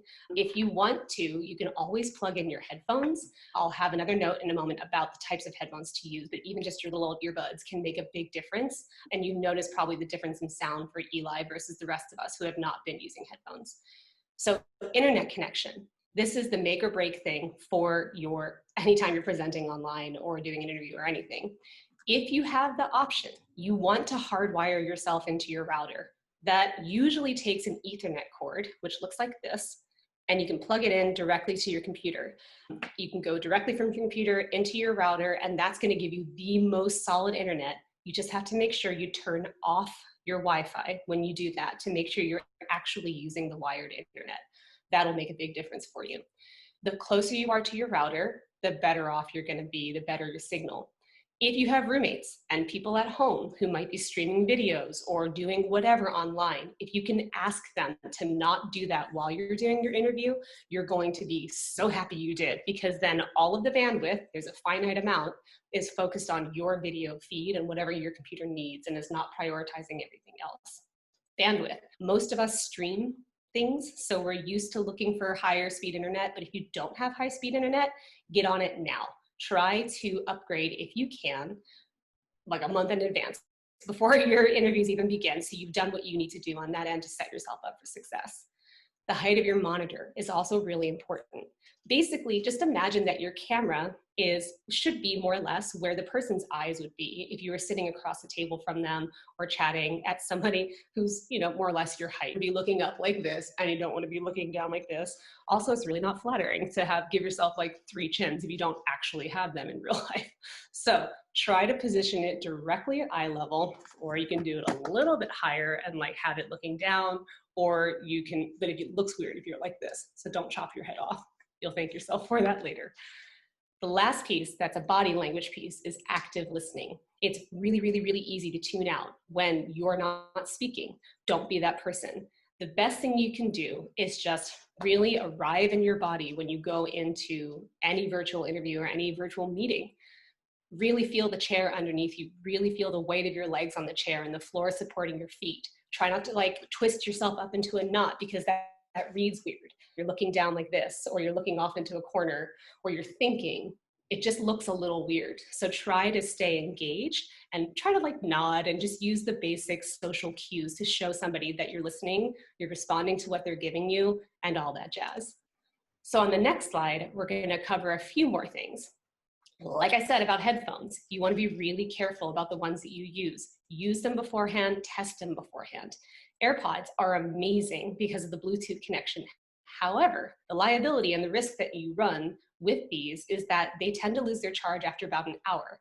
So you'll hear that doo-doo-doo sound that you really don't want to hear when you're in the middle of saying something important and then you're scrambling around trying to fix the sound. So I would recommend, if you are going to use headphones, to try to use headphones that are wired rather than Bluetooth headphones, unless you use your Bluetooth headphones all the time and you really know that you can trust those things. Any other audio concerns? For example, if you know that your internet connection is not so great, you can often dial into a call or an interview using your phone or like your landline, your cell phone, whatever.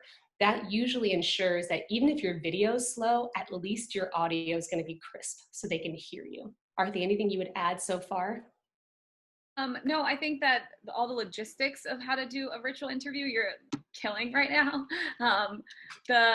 The lighting and your body language that you mentioned is like probably one of the biggest things I think that are important to remember, just because you're not in an in-person interview, the tone and the body language still applies.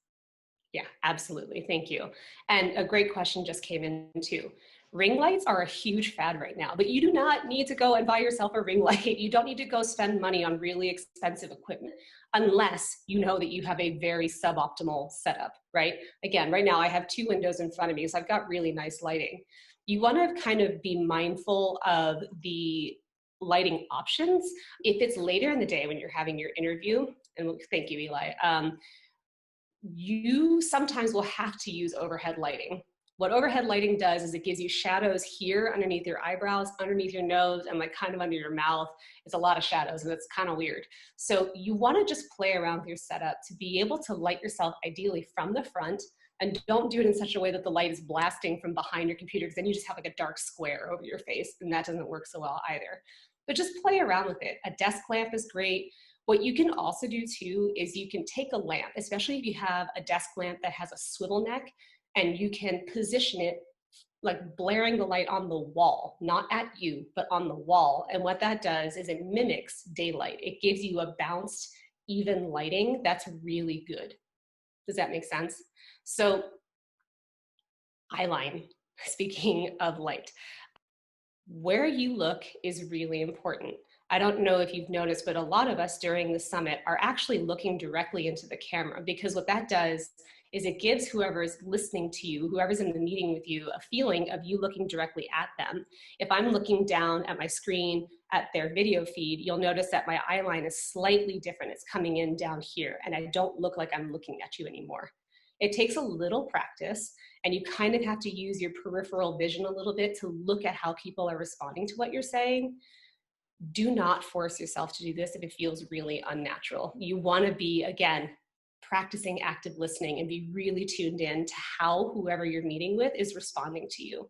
So if that means you're looking down just a little bit, everybody does it. It's okay. It's more important that you're really focused on like what they're doing, and you're seeing if you said something and somebody went, you know, or they had a big reaction to something that you weren't expecting. It's helpful to pick up on those visible cues. So that's eye contact for you. And again, your eye line is just where you're looking at your screen. Another thing that's really helpful that I love to use, and that we definitely coach people to do here at MST, is when you're in a meeting, you can actually usually move where your video feed is showing up on your screen. You can't really do it in a webinar, but in an actual meeting like Zoom, GoToMeeting, FaceTime, any of that, you can move it so that the people you're talking to are directly underneath your video camera, which is huge, because then you're seeing the two things right next to each other, and that again helps with eye contact. What I would also recommend is that you have a backup plan in place. For example, if your computer is maybe 5 or 6 years old and it's a little crotchety, you can't totally rely on it, maybe have your iPad nearby. Like I literally have mine right here just in case something went down and I needed to jump on via the app on my iPad or something like that. You can also use your phone. Our smartphones are pretty smart. They can usually step in if you really need to in a pinch and do that. The last tip on this slide is if you're distracted by looking at yourself, which can be a real thing to get used to, you usually on almost any meeting platform, including FaceTime and those other ones, you can turn off your self view. You don't want to turn your camera off. You want to make sure everybody can still see you, but you can turn off your video feed on your screen so you're not constantly like looking at yourself going, oh God, does my hair really look like that? Like, you know what I'm saying? So that's about that. And then on the final slide here, we'll cover a few more things for you. Notifications, dings, whiz bangs, whatever you want to call them, turn them off. Turn it off so you are not distracted. There's a time and a place to multitask, and this is not it. You want to make sure that if your messages are set up to ping on your phone or your emails or you're on your computer or whatever it is, just turn it all off beforehand. You can always reactivate it after the interview, but a favor so you're not like a kid in a candy store going, what's that? What's that? What's happening here? And you don't distract the people who are interviewing you. Again, I mentioned dropping into your body. If something happens when your fight and flight response gets triggered, especially if you're talking about red flags, right? If something like that comes up in a way that you weren't prepared to speak to, the number one thing you can do is take a moment and breathe and ask yourself, can I feel the weight of my arms? Can I feel the weight of my legs? Can I feel the seat underneath me? What are the points of contact, right? Employ all of those mindfulness ninja grounded back in your body again so that you can actually respond from as much of a grounded place as possible rather than one where you're just overstimmed and totally in flight mode.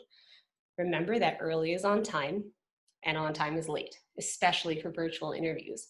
You will thank yourself in advance because it gives you a chance to go in there and check all of your settings, especially if it's for a platform you've never used before. Zoom is all the rage right now because it's free for most people, but other companies might use Citrix, GoToMeeting, I don't know, some other Google Hangouts, who knows? It's a real bag that you can choose from. You want to give yourself the chance to practice on that platform prior to actually having it be showtime for your interview, right? So usually when you use a platform for the first time, you can test your audio and you can test your sound. The biggest issues with both are usually your audio device just isn't recognized. So if it's not a device that you use all the time, make sure your computer knows how to recognize it and find it. And you can troubleshoot that in different ways on PCs and Macs. For your video camera, sometimes it just won't turn on and it's unclear why. And it takes you quitting out of the program, shutting down your computer, and then rebooting and trying again or trying on another device. Just remember that when all else fails, give yourself the opportunity just to shut everything down, boot it back up, and see if that fixes the issue. Another note from a pro is that if you don't naturally turn off your computer regularly, like literally shut it off, completely turn off the power, don't just close the lid or put it in sleep mode.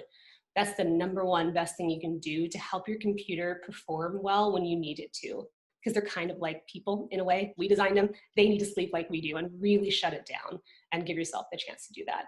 The last thing that I'll share is you definitely want to rehearse your talking points, especially if you have any red flags or anything that you're nervous about addressing. And this is where my colleagues come in, whether if you want to rehearse with one of us or your peers or a friend, a family member might not be able to help so much because, they're your biggest fans usually. You definitely want to give yourself the chance to practice, but don't too much that you end up sounding like a robot. And I just wanted to add that a virtual interview is going to be very similar to the in-person interviews. The same questions are going to come up about who you are and why you're interested in the program and what you do in your free time. So all those things still apply. And your body language, like we mentioned before, and your tone still seem genuine or not genuine. So just practicing those things like Faith had mentioned with one of us or one of your colleagues is probably the best way to succeed in this time as well. Yeah. And you've noticed also that we tend to mute ourselves when we're not talking. And this is like the ultimate pro move. If you want to make sure you have room to clear your throat if you need to, if you have allergies or something, or if your dog's barking in the background or something, just make it a habit to mute yourself when you're not speaking for prolonged periods of time. If you're just going back and forth in a quick exchange, it's not necessary. Another pro tip is for Zoom. If you're muted, you can actually press the space bar when you're ready to speak and it temporarily unmutes you. If you just hold it down while you're speaking and then let go, then you go back to being muted. Again, don't drive yourself crazy trying to do all these things, but it's a way, you heard my phone just ding, I guess I didn't mute it. It's a great way just to prepare and be ready for this. So Eli, if you're ready, let's get into that Q&A, and Arthi and I can go through and answer some additional questions. I've seen some great ones come in. Yeah, absolutely. I'm always ready for a good Q&A. So Faith, Arthi, thank you guys so much for your insight so far. We've got a lot of questions that have come in about the logistics of virtual interviewing, which I think are fantastic. Thank you to everyone who submitted a question. The first is, what do you think about Zoom virtual backgrounds? Yes, no, maybe? Arthi, do you have an opinion on this? I feel like this might not be the best time for virtual background, just because you kind of want to have a professional presence. Yeah. Maybe with the residents, if there's some kind of resident hangout, but definitely not with the attending. The primary reason you want to use it is not to be flashy. You don't want to be like, I'm at Hogwarts, everybody, because that's what I do when I want to be flashy with my virtual backgrounds. What you do want to do is just choose a solid color. You can actually go online and just look up like a Zoom background, Zoom virtual background, and you'll be able to find some free downloads that you can upload into Zoom if need be. Choose a solid color. Choose one that's kind of muted, right? Or a light blue-gray color, something like that, that's not just going to be painful to stare at. This behind me is just kind of a light gray, and it's kind of an ideal thing. The only thing about virtual backgrounds is that you'll notice it's this weird clipping effect around your head, especially if you have a very busy background behind you. So you might look like you have a halo a little bit when you move. So just try to stay kind of still if you need to use a virtual background. Also, if you keep it simple and it's just a color, that will help with the buffering. If you use something that's really like, it's a big file and you upload that, it's gonna slow down your video feed. So try to stay away from that. Keep it a small file size, one plain color, no patterns, that'll help. Thank you guys. If your computer doesn't have a LAN or an Ethernet port, like your laptop that you use reliably can't connect to Ethernet, what would you recommend then to maintain a stable internet connection? Honestly, the best recommendation I would have is to just make sure you're right next to your router. Get as close to it as you possibly can. And the router is the thing with all the flashing lights on it that just tells you whether the Wi-Fi signal is on. It's not to be confused with the modem. The best thing also that you could do too is just make sure it actually doesn't have a way to connect. You'll find that a lot of the newer Macs that have that USB-C port, this little oval port, doesn't look like it can connect to something like this, but it can if you get an adapter. The adapters are usually about $30, I've found, for the most part. Arthi, anything you would add to that? No, I think that you're probably more expertise on this part than I am. Technology, always fun. Eli, I also saw another question that I'd like to address in general about just how you present yourself in terms of whether it's makeup or what you're wearing. The best thing you can do is just keep it simple. Don't go crazy unless that's how you naturally show up. If you naturally wear a full face of makeup for women or anyone who wears makeup, then maybe that's how you show up for it. But just keep everything sort of toned down and streamlined, if you will. Thin pinstripes are the biggest no you want to avoid, because what they do is they literally have this effect on camera that looks like it's strobing, which is really, really, really distracting. So avoid pinstripes like your life depends on it. If you're wearing a blazer that has really thin gray pinstripes, for example, but most of it just looks like it's blue, the contrast is not that bad, so you should be fine. Anyone in general, if you stick with just solids, that's generally better than patterns. You want to stick with blues and grays and blacks. Those kind of colors are usually great on camera. It's kind of up for debate whether you want to go just as solid black and white, but generally speaking, you'll be pretty much in good shape if you just stick with the solid colors that you know work for you. And again, just generally a muted palette. Don't do something that's going to be neon on the camera because it's painful to look at after a while. Just like when you're in the OR and you need to look away from the red and you see a lot of green reflection and everything, the same happens on a video camera computer screen. Perfect. And a follow-up question to that, do you recommend that men wear sports coats, blazers, or even suits as they would for a regular in-person interview? That's a great question. My instinct is to say that you should dress the way you would for a regular interview. So if that means that's how you would show up, then do it. Arthi? I agree completely. I think you should be pretending like this is an in-person interview and showing up the same way, just like you mentioned earlier, early is on time, and doing the same things you would do if you had an in-person interview. Great. Hopefully that answers your question too. And I saw, Eli, I saw another one, if I can. Please. Or the glasses. Everybody, we know that these are like both your best friend and your worst enemy, especially when you're like this and you can't see your eyes. Generally speaking, it's all about the positioning of the lighting. If you can position yourself in such a way where the lighting is like slightly to the side of you at a 45-degree angle rather than in front of you, that usually helps, because where the glare comes from is something that's really bright right in front of you. I have a lot of daylight coming at me directly in front of me, and that's why my glasses are showing up like that when I'm doing this. What else have we got, Eli? Perfect. So for people who are luckier than me and have hair to worry about, how would you recommend that people with longer hair wear it? Up, down? How would you give them advice on that topic? Arthi, I definitely would like to hear your opinion on this as well. Generally speaking, at MST, we just advise that you just make it look chic, right? If your hair, like me, in utter humidity just poofs out like crazy, then I would try to get it under control a little bit more so at least I feel polished. Because ultimately it really comes down to whether or not you feel polished, and then objectively, whether you look polished. That's the goal. Arthi, what are your thoughts on this? I mean, I agree with that. I think that for one, every time I do any kind of Zoom session, I always pull up like FaceTime or something just to see what I look like on the camera. So definitely look at what it looks like, how it's coming off. Like if your hair is really far back and it kind of makes you look bald, maybe you want to put your hair down. Whatever it appears to you and however you feel comfortable is probably the best way to approach the interview in terms of hair and look. Agreed. It's a huge part of who you are. And if you wear your hair in a natural style, then wear your hair in a natural style. Again, if it's how you're going to show up, that's what you want to have people experience when they interview you. So you're not totally polished, looking like you're ready to walk down a runway, and then you show up for work and you look like a totally different person. It's like, well, let's find the balance. Polished, but still yourself. And facial hair, that's a great question that somebody just wrote in. Again, I think you can apply the same rule based on everything that all of our residency consultants say. You want to have it under control. If you have the wild man beard that's pointing out in every angle, go get that beard looked at, or try to trim it yourself and shape it in so it's not just distracting. Because the last thing you want is them to be like, oh yeah, remember that guy with the beard? Like, what was his name again? Like just have it be polished. Eli, what else have you got? Perfect. So can you talk a little bit about body language that you think is good to display during interviews, and body language that you would try to avoid because it can come off negatively? Absolutely. I would say that the number one thing to be mindful of is just what you're doing with your face. I, for one, when I'm thinking or when I'm listening, I tend to do this a lot. I'm like, yeah, ooh, good, and I look angry.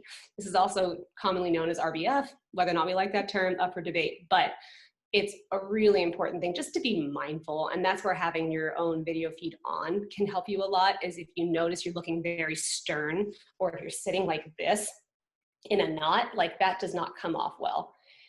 Basically, you just want to check yourself and ask yourself, do you look receptive to whatever somebody is giving you? Are you open and approachable?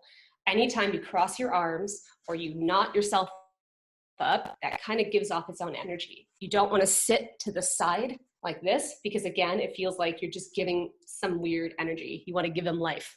You want to be focused on the screen, facing forward, shoulders straight, right? And do that. Arthi, what would you add to that? I think definitely, like, you want to remain open, right? It's kind of what you were mentioning. You just want to always show a presence of openness and receptiveness.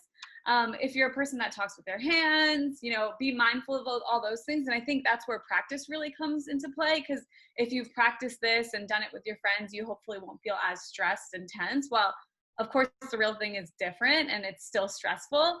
If you've practiced, hopefully you get feedback from whether it's one of us or someone that you know that lets you know that, okay, you maybe should be a little more open and maybe you should give a little more eye contact, whatever that might be. I totally agree. And I think the last thing too is be mindful of how you're sitting in your chair. Because if you're leaning back like this, it looks like you're way too relaxed and it comes off as kind of weird and cocky. If you're also leaning forward like this, what does that look like to you? Does it look like I'm enjoying myself or really heeding what you're saying to me? So just be mindful of where you put your arms. Generally speaking, have your feet flat on the ground, sit in the chair that supports your lower back because that's going to help you sit upright. And if you know what your sits bones are, that's what you're aiming for. You want to sit on the base of your pelvis and really just be erect, just upright. Don't try yourself crunch down because then your breathing gets impacted too. Eli, do we have time for one more question? We do, and I think it's an excellent one. What would you say to people who are worried about talking over people and coming off as rude during a virtual interview? How do you balance being enthusiastic with not wanting to cut people off? That's a great question. Arthi, do you want to go first? Yeah, sure. I mean, I think that that's a hard balance, especially when you're really excited about a program or excited by a question and you're having a conversation, right? So it's natural that sometimes you might. I think that as long as it's not happening too often and you're giving the other person an opportunity to speak and let them complete their sentences, it should be okay. You want to remain enthusiastic while not being closed off. Yeah, that's perfectly said.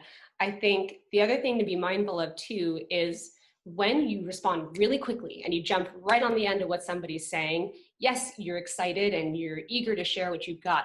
But remember that this is a virtual interview, and the number one issue that we run into with virtual interviews is the fact that there's often a lag time. Sometimes there's a delay between when the person is saying it on their end and when you're hearing it, and it can be up to sometimes like 5 seconds I've experienced.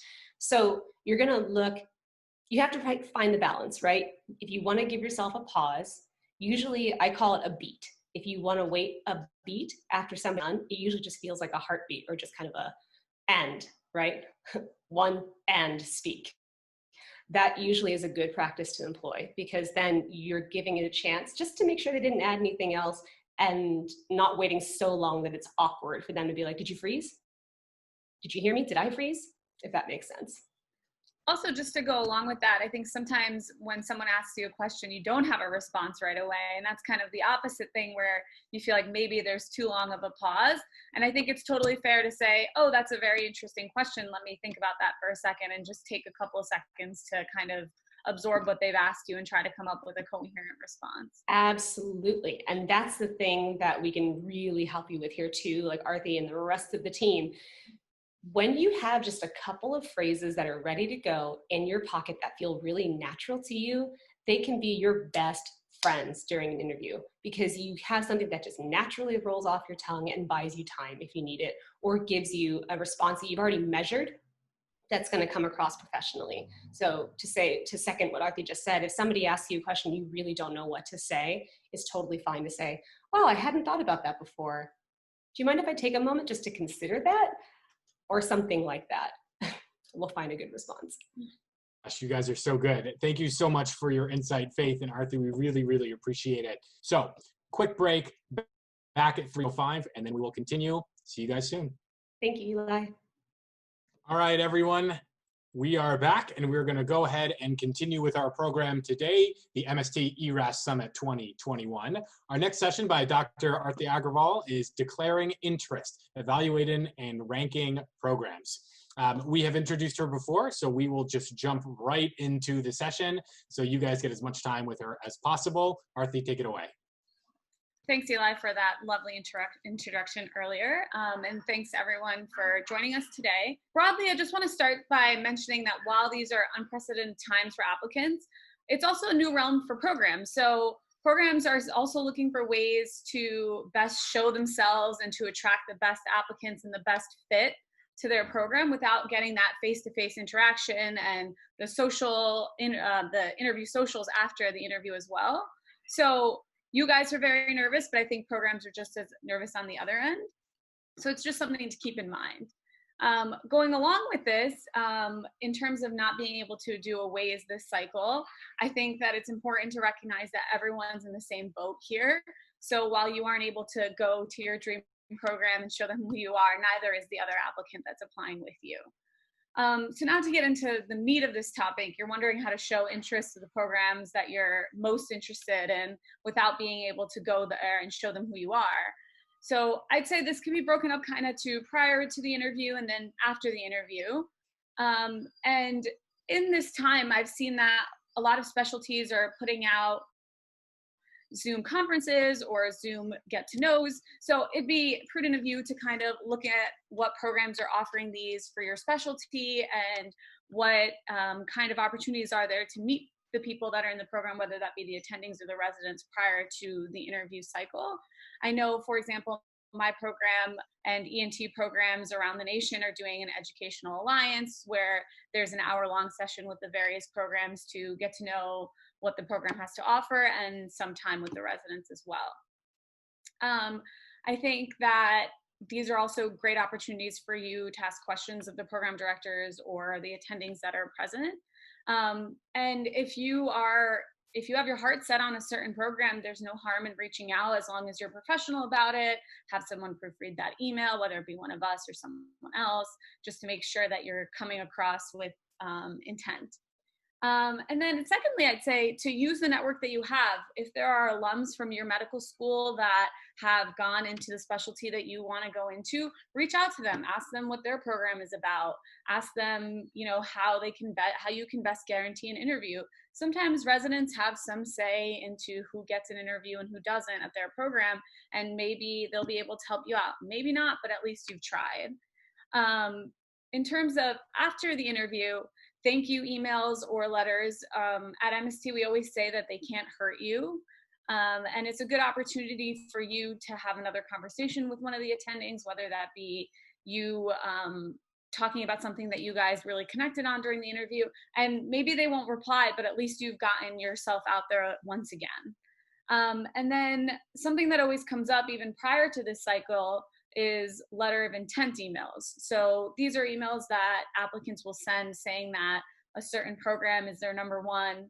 And we strongly recommend that you do this. Whenever I talk to any of my students, we always say that this is not the time to be shy. This is the time for you to really go out there and tell the program why you want to go there and that they are your number one choice. And hopefully that they'll consider that as well. But again, if you don't get a reply, I wouldn't be surprised. And then when it comes to evaluating prior interviews or programs, prior to the interviews, I always recommend to make a list of the priorities that you have. Do you want to be in a certain city because your significant other that is there? Or do you want to be in a large city because you like the patient population it has to offer?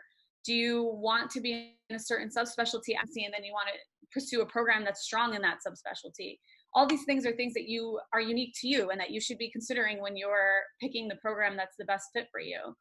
And it's always important to recognize that it's not only about the professional things, but also about your personal life.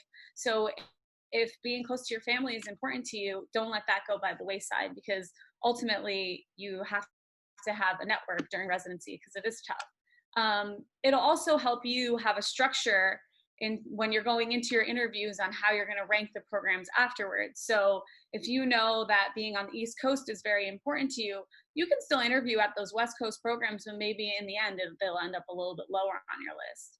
I wouldn't use this as a end all be all. Some programs will surprise you. For example, I know when I was on the interview trail, I went to programs in the Midwest and I didn't think I was going to be there, but they ended up really high on my list.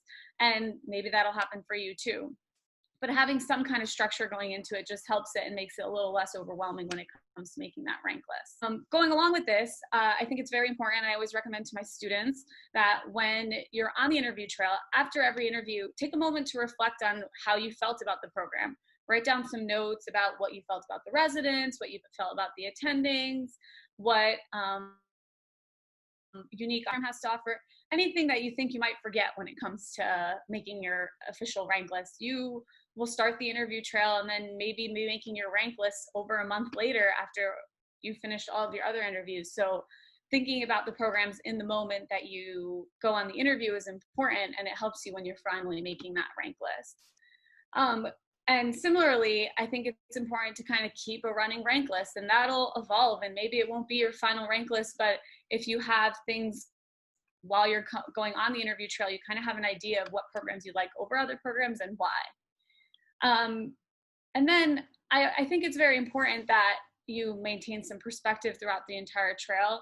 Programs will tell you about things that they have to offer, whether that be an education stipend or whether that be that they pay for all of your conferences. But ultimately, often these things don't change your lifestyle in residency. What really does impact you is, you know, those priorities that you set earlier, whether that be location or the culture of the program or the subspecialties it has to offer, those priorities that you know that you want in a program even prior to going into the interview cycle. I think also something that's really helpful and a lot of programs have started doing during this pandemic era is that they're creating social media accounts. So there might be an Instagram related to the programs that you're interviewing at, and you should follow them. You should see what kind of stories they have, what they're talking about with their residents. It'll give you an idea of some of the culture of the program during this time where you don't have that interview social, or it's not an in-person interview social, and you're not getting a great feel for what the programs have to offer otherwise. There's also, I think, a lot of programs are making videos, a day in the life of a resident at their program, and they might be available on their websites. They might not be available yet, but as it gets closer, and watching those might help you also get some insight into what programs have to offer and how the residents interact with each other. And then when it comes to ranking programs, a lot of people going into the rank system don't know exactly how rank works. And that's not surprising. This is something that no other career path does. And I think a question that always comes up is, should I be considering where programs are going to rank me when I'm ranking them? And the answer to that question is definitely no. The match system, while we don't know exactly all the logistics that go into this algorithm, is all about the applicant in terms of who gets preference. So if you rank a program very high and they don't rank you very high, maybe you won't rank at that first program, but then that second program, if you rank them really high, you'll still match there if they ranked you number one. That can be a little confusing, and I know there's some videos available online if you have any confusion about that, and we can go over that in the question and answer a little bit further. But it's just important to remember that you should rank programs the way you, the priority that you have for them. So whatever you think is your number one, you should rank it number one, whether or not you think that the program is ranking you number one. And then when it comes to things to consider, like I mentioned earlier, everyone has different priorities coming into the application cycle. So what's important to you might be different to your best friend or another person who's applying to your specialty. So things that a lot of people consider would be things like location. Do you want to be in a big city? Do you want to live near your family? Do you want to end up on the East Coast? Whatever that might be, it plays a big part in a lot of people's rank list, and it's nothing to be shy about if that's what your priority is. Other things that people take into consideration are, what are the faculty like? Will I get along with the faculty? Do I have the right resources at this program? Do I feel that I am going to have good wellness in this program? Program size. Do you want to be at a program that's smaller? Do you want to be at a program that's bigger? What kind of population is the program serving? Some programs like community programs having a bigger catchment, and they might be providing different resources than an academic institution. And then lastly, things like call schedule and work-life balance, all these things, wherever those wind up on your list, make sure that you are prioritizing things that are important to you when you're making the rank list. And then I have, talk to other people. During this time, it might be hard for you to get a great gauge of what the program culture is like. And one of your friends might have interviewed at the same program. Maybe ask one of them, what kind of impression did they get if you didn't get a great impression? Or like I mentioned before, reach out to residents that you know at the program or that have graduated from your medical school, or reach out to one of the residents that was willing to offer advice and answers to the questions that you have during the interview day. While ultimately your gut feeling should drive your rank list, it can help you to get to know the program a little bit better through other people's eyes when you're making that rank list. And then just a small note on couples match. it's largely unaffected by this new process. But if you're couples matching, make sure that if you are both ranking a program number 1 or you are ranking programs in the same city, that you let the program know that, you know, I'm couples matching and my partner is also planning on matching here, and maybe the departments will talk, or maybe it'll help your chances to go there. So as Sarah had mentioned earlier in this summit, the deadline is March 3rd to have your rank list certified. And I know Sana had also mentioned to make sure that you have done it a couple days prior. You can always change your rank list after you certify again, but make sure you get that into the system, because the days prior leading up to that last date of March 3rd, a lot of times the website is overloaded and you can't get through. So try to have your rank list certified as soon as you know, and know that you can also change it after that. So nothing is set in stone until that March 3rd deadline. So just as a final takeaway that I kind of want to stress during this is that while the process has changed significantly, when it comes to evaluating and ranking programs, the same principles apply, and you should have the same priorities that you would have otherwise, and have fun. So that's all that I have. So I guess we can open it up to questions and answer session. Perfect, Arthi. Thank you so much for that. That was certainly very informative, and we've already gotten a lot of appreciation and a lot of questions about it. So we'll just jump right into the questions. The first was about the ranking process, clarifying, can you rank programs you didn't interview at, and how many total programs can you rank? So you can rank programs that you haven't interviewed at. The system and NRP won't stop you from doing that, but if you haven't interviewed there, it's most likely program has not ranked you, in which case you would not be matching at that program. You have to be ranked at the program, and oftentimes ranked highly, in order to match at a certain program. And when it comes to the number of programs, you can rank as many programs as you interviewed at, or like I mentioned, ones that you didn't interview at, but the chances that you would match at that program are slim to none. But you can rank all the programs that you interview at, and you should. And then as a follow-up question to that, can you clarify why ranking a reach number 1 doesn't hurt you? Yeah, so this can be kind of hard to explain without maybe some kind of visual, but the way the match system works is that the applicant is always given preference. So if you rank a program number 1, and for some reason that program did not rank you at all, but your number 2 or even your number 7 ranked you number 1, you will still rank at that number 7 program if they ranked you number 1, if all the top 6 before that didn't rank you high enough for you to match. I'm not sure if that clarifies things, but if not, then please continue to ask in the chat and we can clarify further. Perfect, thank you. As a follow-up to that, how many programs should you tell you're my number 1 to if you really would be happy going to any of them?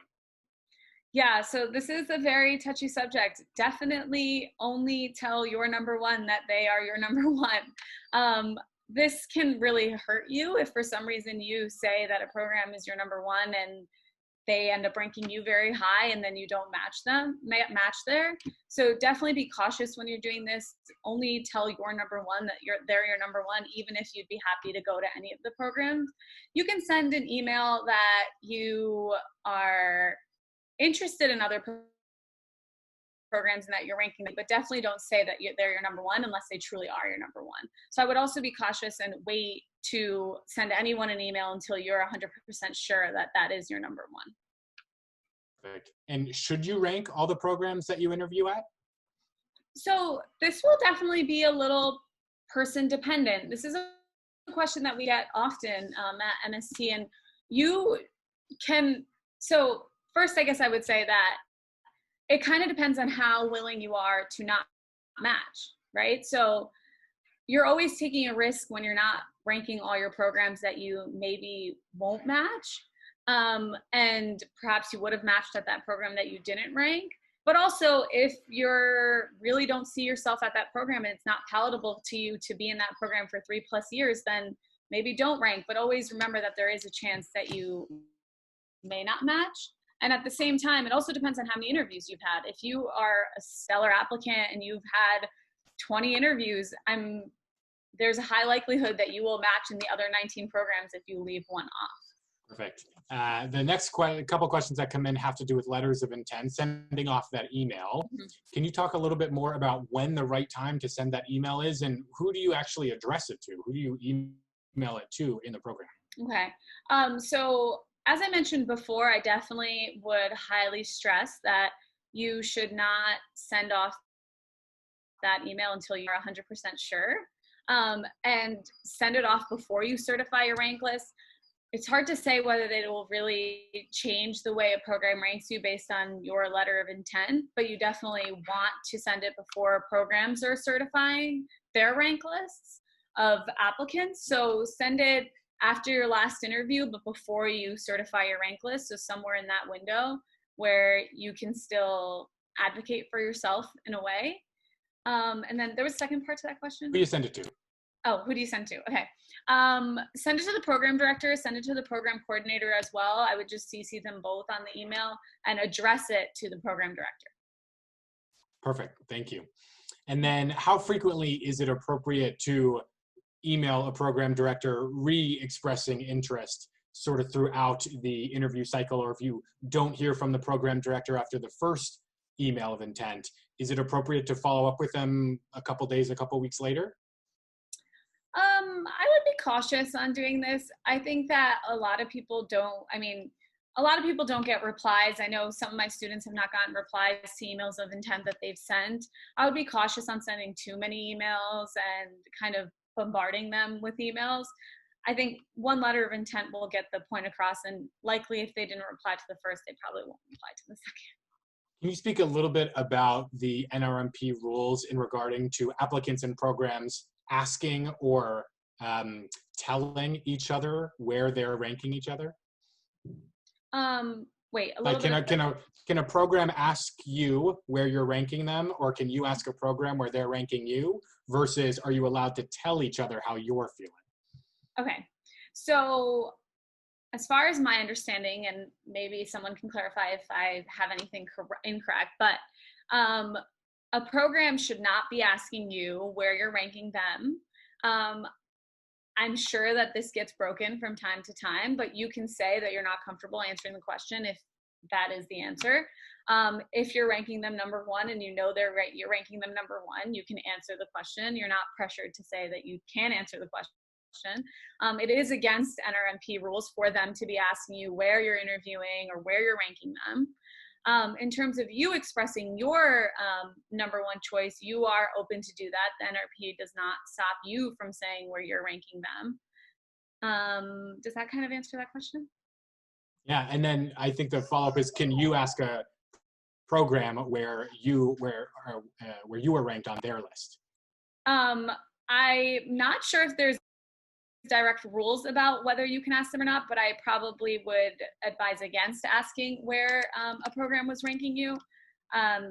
It's a very awkward time. It's a very awkward process with the rank list, and I would just shy away from asking a program while you want that reassurance. This is not the time to ask for that. We've gotten a couple questions about what would be your recommendation for how to get to know a program a little bit better when you're doing virtual interviews and can't meet the residents face-to-face, can't really be present on the physical location. How do you get a feel for the program and culture over a computer screen?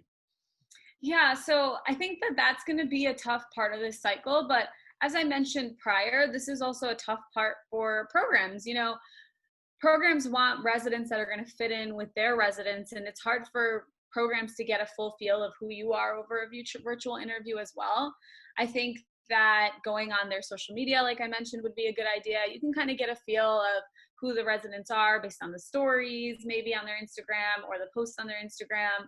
Also, programs are, like I mentioned, are going to have some, not all programs, but some will have some get to know the residents or life in this residency type of things. Also, I would encourage you to reach out to the residents after your interviews if you feel like you still have some questions and you still want to know a little bit about how the program supports them or what they've enjoyed about the program.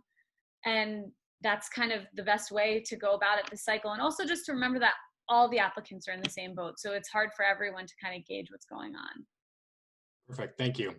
We've gotten a couple questions about applicants who are concerned with certain stories they've heard about hospitals or programs maybe not treating residents as one might hope during this COVID pandemic. How taboo do you think it would be to ask a program about their COVID response in terms of residency or house staff personnel during an interview?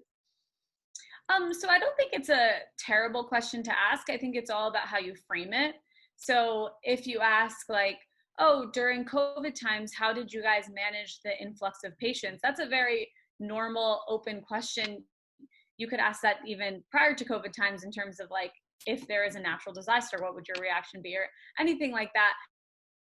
If you ask it in a positive manner where you're not trying to gauge a negative response, I think that it's received well. Thank you.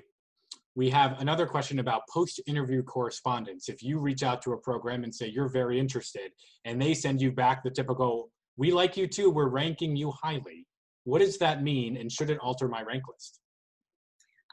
So as I mentioned before, how a program ranks you or the interest that they give to you should never change your rank list. You should base your rank list on what your priorities are and which program you want to end up at. Because as I mentioned before, it does not affect the match process in terms of where you end up, whether they rank you high and you rank them lower. And in terms of post-interview communication, a lot of times you will get some kind of canned response that all the applicants are getting, and I wouldn't take any type of negative energy from that or try to read into it further, but just know that you've given your opinion about the program and try to move from there. Yeah, that's perfect. I know at my program, we have a rule of no post-interview communication whatsoever. So we don't respond to anything and try to tell people up front that that is the case, but still you always get people who are worried about it regardless. The next question that came in is, how do you express interest pre-interviews in a program where your away was canceled because of the pandemic, that you were really hoping to attend and make a good impression, but now you're sort of left hanging in your in-person opportunity to impress the faculty and the residents at that program? I would kind of take this similarly to how you would take it if for some reason you didn't get an away at that program, whether that be because the slots are already filled, which is usually the case, or if you just didn't have an opportunity to go to that program because their academic schedule didn't align with yours. There's nothing wrong with reaching out to a program and showing your interest. Similarly to when you communicate post-interview, you can expect that maybe you would get a canned response and that's just the policy at the program or whatever that might be, but you should express your interest in a polite manner, and there's nothing wrong with doing that. You mentioned couples matching. In your opinion, does couples matching help applicants? Does it hurt applicants? Is it something that applicants should be wary to do or excited to participate in if the opportunity is there? So couples matching is interesting. I didn't couples match myself. I think that it can go all ways depending on what specialties you're applying to and depending on how strong both the applicants are, whether one applicant's stronger than the other. This is kind of like on a personal level, depending on who the applicants are. So I would kind of defer that to a more personalized conversation, depending on who the people are. Agreed. In general, how many programs do you think applicants should apply to and aim to interview at? So this is also a little bit of a tailored thing because depending on the specialty that you're applying to and depending on the strength of your application, this will vary. And I know I applied to ENT and the standard was 90 applicants or 65 applications per applicant, whereas many of my friends and many of the people that I've worked with are applying to something maybe like internal medicine and the standard is 20 applications. So I would just, there's stats available on the NRMP of what the average applicant is doing based on their STEP score and what the average applicant based on specialty is doing. So I would look into stuff like that and then talk to other people, talk to your advisors at your school to kind of figure out what would be the best number. It's hard to say without knowing anything more about the person who asked or the people that are asking about the applicant themselves, say exactly how many programs because it's such a tailored thing. during the interview season process, as you hear that interview invites start to go out to students, and you might not receive an interview invite from a program that you're very passionate about or very interested in, are there ways or things that you can do to try to secure one of the further or subsequent residency interview slots for that program? So this is an interesting question, because it's definitely hard to hear that your friends or your colleagues are getting interviews at programs that you want to go at. And I think probably all of us have been there. And like I mentioned before, there's no harm in reaching out to a program once and expressing your interest. Maybe specifically why. Are you interested in that program because it's close to home? Are you interested in that program because you've lived in that city before and you want to live there again? Whatever it might be, or is there something unique to that program, whether they offer some subspecialty care that you're interested in, or the patient population? Try to be specific when you email them exactly what intrigues you about the program to show genuine interest. But there's nothing wrong with reaching out to a program. It might not help you, but it might help you. It shouldn't hurt you in any way. Perfect, Arthi. Thank you so, so much. That is our time for this session. So we will bid you farewell. Actually, really not, because we're about to get into our Q&A section after Dr. Godfrey says a little bit of her part. So thank you again for your insight and wisdom. Much appreciated. I know that we had a lot of questions on that, so thank you for fielding all of those so expertly as always. Thank you.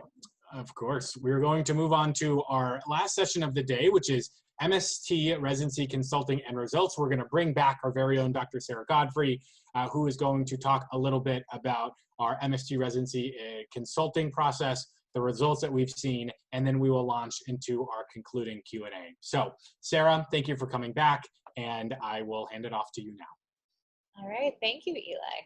So we're going to go through kind of what the services we offer at MST are, some of our results from working with students in the past, and kind of introduce you to us as a team of residency consultants. So first of all, we have a huge team of residency consultants across many specialties. Some of the ones are listed here. Everything from surgical subspecialties in dermatology or ophthalmology to people like myself in internal medicine or family medicine. We're also located all over the country in a variety of different programs, West Coast, East Coast, in the South, and the Midwest. And we also have a variety of tutors who've gone through the process in different ways. Some people came through from DO programs, some people had an MD, PhD, or a second degree. People came from all over this country, as well as we have IMG consultants to help you as well. We have people who've gone through the military match and consultants who went through the couples match and can walk you through all the specifics of that. This is just a broad overview. We have a lot more experiences to offer, but we're a wide variety of consultants, and we try to match students based on our expertise. So some of our statistics, so from 2019's match, more than 90% of the students that we worked with in residency consulting matched into their specialty. And some of the specialties we worked with in 2019 and 2020 specifically are listed here. Again, we've had surgical, medical, pediatric, and adult specialties, and students have been very successful in matching with us. Some of our programs that we have had people match into are listed here. All over the country, impressive, and I think a lot of our students have been very happy with matching at their first or second choice. So you might be asking yourself, what does med school consulting actually entail? So basically, we review the specifics of your individual personalized application, and then you can sort of pick and choose what you think you need the most help with. Some people want us to just help them edit their personal statement. Other people want help throughout the entire process of the application cycle. We can help with interview preparation. We can do practice runs of interviews, especially in the Zoom format. We can help you make your rank list. We can help you figure out which programs and how many you should be applying to. And we can give you specific guidance, particularly around any red flags in your applications and how you can really optimize that application to put your best foot forward. Hopefully we've given you a ton of advice today and things that you can put into practice in your application, but this is a way for us to make it very personalized to you based on your situation. And there are so many of us here that are really excited and happy to work with you. Sarah, thank you so much for going through that. And now we'll be diving into our live Q&A in just a moment. As you heard from Sarah, we are here to help you, and we are excited to help you. We have such a wonderful, dedicated team of med school admissions experts who draw on more than 14 years of experience of student success. We've served on admissions committees and will really help you put your best foot and application forward. As you heard, all of our tutoring and consulting is one-to-one, it's online, it's tailored to your timelines, your goals, your progress, and anything else in your application that you might be concerned about. So we are excited to work with you. Please visit our website, please email us, please call us, please interact with us on social media, our YouTube channel. We are here for you guys and excited to work with you in the future. So, to our panel now, I will just start throwing some questions that we received earlier. One of the first questions that we got that we didn't quite get to earlier was about personal statements and whether having a second or even third personal statement for geographic considerations might be useful when you're applying to programs all over the country. So I can take that question.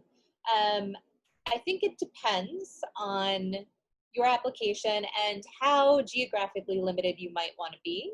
If you're applying from the East Coast and you desperately want to go to the West Coast, I think it's worthwhile to have two separate applications and then explaining to West Coast programs why you really want to go there. You just have to be very careful in ERAS that you designate the right personal statement to the right programs. It happens every year that a program director will open up a personal statement that says, I'm very excited to come to California, and that program director's in New York. So just be very careful when you do it. The next question that came in is, what do we expect to see in terms of application changes with step one going to pass? I can weigh in on that a little bit. Eli, can you repeat the question just to make sure that I understood it correctly? Yeah. So while not necessarily relevant for people applying this year, but for people who are thinking of applying this year or maybe applying in subsequent cycles, what do we think about step one going pass-fail, and how will that impact applying to residency in the U.S.? Yeah, I think, if you look at the disclaimer when it comes to the USMLE, it actually says that this tool is not to be used for the determination of readiness for residency or to be implicated in the applications process. And that's the disclaimer that's brought out by the USMLE source. Of course, that's not true because we use it as an objective measure to compare people, because that's sort of what a lot of these what these programs have. With that going away, shifting to a pass-fail model, it will put more of an emphasis on how you're doing in your clinical rotations, how strong your personal statement is, how well you can address issues that may have come up during your training, if any, and making yourself as presentable and ready for residency as possible.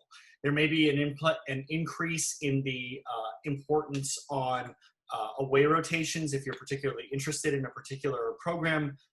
Sometimes the best way to show yourself is to demonstrate your capacity and your ability and your willingness to be part of a team. Of course, could all of these be incorrect? Of course they could. We don't know what the future will bring when it comes to comparing applicants without a numeric step one score or step two score if it goes that way. However, just remember that it is never one component of your application that is going to be the most important thing when making the decisions about who should match into a program. And it's really the whole view, the bird's eye view of you as an applicant and how ready you are to enter this next phase in your career. Perfect, Fred. Thank you. We just got a question about prelim years. If we're applying to prelim or transitional years, does that require a separate personal statement? And do we need letters in that specialty to make sure that we are matched into a prelim? I'm happy to grab this one because I have experience with that because I did have to apply for a prelim year. Yes, so you will need to write a somewhat separate personal statement. It can be very similar, if not the exact same thing as your main categorical program personal statement. I would probably for the inclusion of maybe one small paragraph as to why a transitional year or a preliminary year in the specific specialty that you have applied, whether it be medicine, surgery, or transitional, specifically as to why that will help you as you enter the next phase in your categorical residency.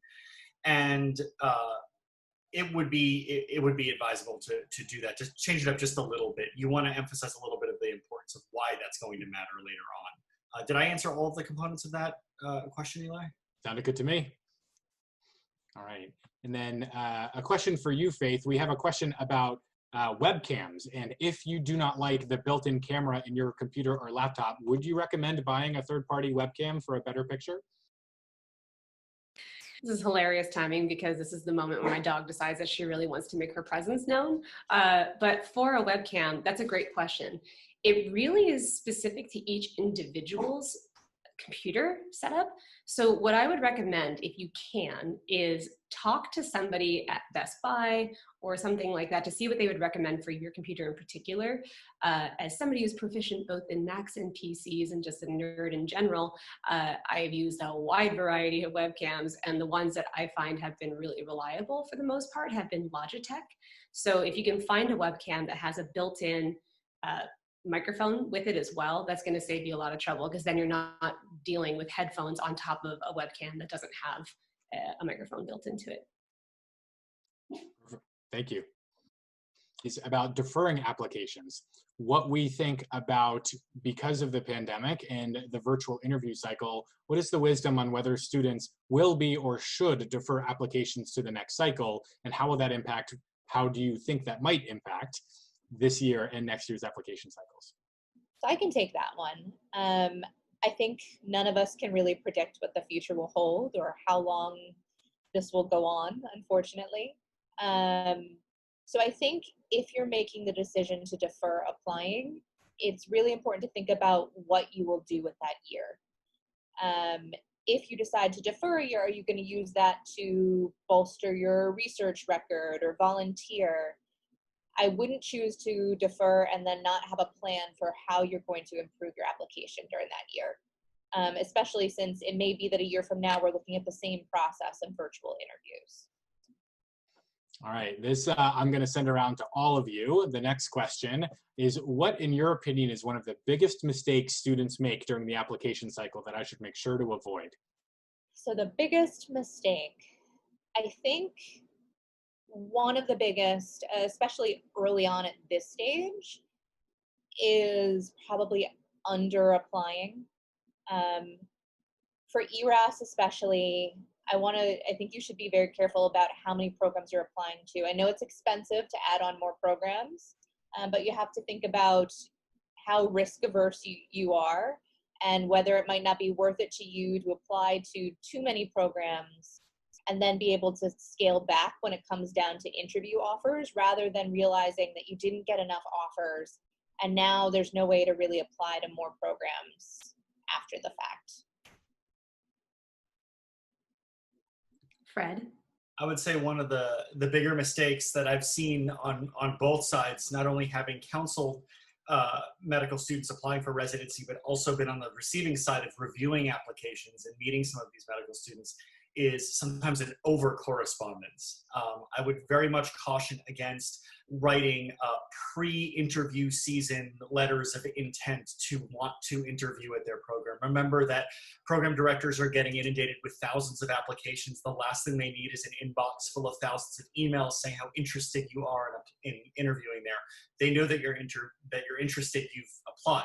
So remember to take a deep breath with this process. They're going through everybody's application, and please remember to take confidence in your own application. You have a lot to bring to the table, and know that that is enough to get an invitation to interview. You don't have to send any other love letters or thank you notes or anything. What could be considered a very appropriate approach is that if after maybe a month or two into the process you haven't particularly heard one way or another from a program, and it's a very specific program that you know that you very much would like to attend for very specific reasons, not to cast a wide net. I mean, to be in a part of the country where your family is, or where you have a specific tie or a spouse or something, that would be a good reason to maybe send a very specific and targeted letter to one particular program to emphasize very poignant points as to why you should get an interview there. Otherwise, no other correspondence is necessary. Let your own application speak for yourself. It can be very annoying on the other end of that, so just be very aware. Arthea, what about you? I'd say kind of going off that in a way, I think that sometimes applicants get stuck up on their red flags, and you need to remember that, especially if you've gotten an interview, you have already gotten over that hurdle in a way. They already think you're good enough for the program. So trying not to harp on the red flags that you have identified for yourself or have been identified for you by other people, unless you're asked about it. If you've already talked about it a little bit in the application and you've already gotten an interview, I would not bring up unless someone else does. Yeah, and I think the only thing I would add is these are the pinstripes I was talking about. Can you see how it kind of strobes on the camera depending on the angle? Don't wear these. Adding a little humor in, why not? Perfect, thank you all. We have another roundtable question that I'm gonna be throwing to all of our panelists, which is, in your opinion, what is the best question a student can ask during an interview, and what is the worst question that a student needs to avoid during an interview? We'll start with Sarah again. So my favorite question to ask when I had literally run out of other questions to ask and I had 30 minutes of an interview to fill was, at this stage in my training, what advice would you give me? And it allows the interviewer to go on any range of topics they want to, and you get a sense of who they are and what they think is important at the program. A bad question to ask is some variant of what are the weaknesses of Graham. It doesn't come across great, and it then gets the interviewer reflecting on the things that they don't love about their program, and it kind of gives you a negative sense. Fred? I think one of the best questions you can ask is, again, my theme in this whole process has been introspective. So I think that if I were to give advice to somebody asking a good question would be to take some time to consider what it is that you find to be the most important thing about healthcare or your specialty, and really look inward to ask if that particular residency training program is going to afford you the opportunity to practice in that way that you were hoping to learn more about, or in a way to jump into something. Think about what it is in whatever specialty you're applying. What is fascinating to you? What is something you'd like to learn more about? What kind of opportunities during your clinical years you might be able to expound upon, and ask if those opportunities are available, or what kind of resources would you refer a resident who's looking to get better at something, what kind of things exist at this particular program. And that'll give an opportunity for the program director or the attending interviewing you to talk about what kind of resources they have, what kind of other tumor boards or roundtable conferences that might be available in-house that you could partake in that aren't necessarily touched on in a pre-interview presentation.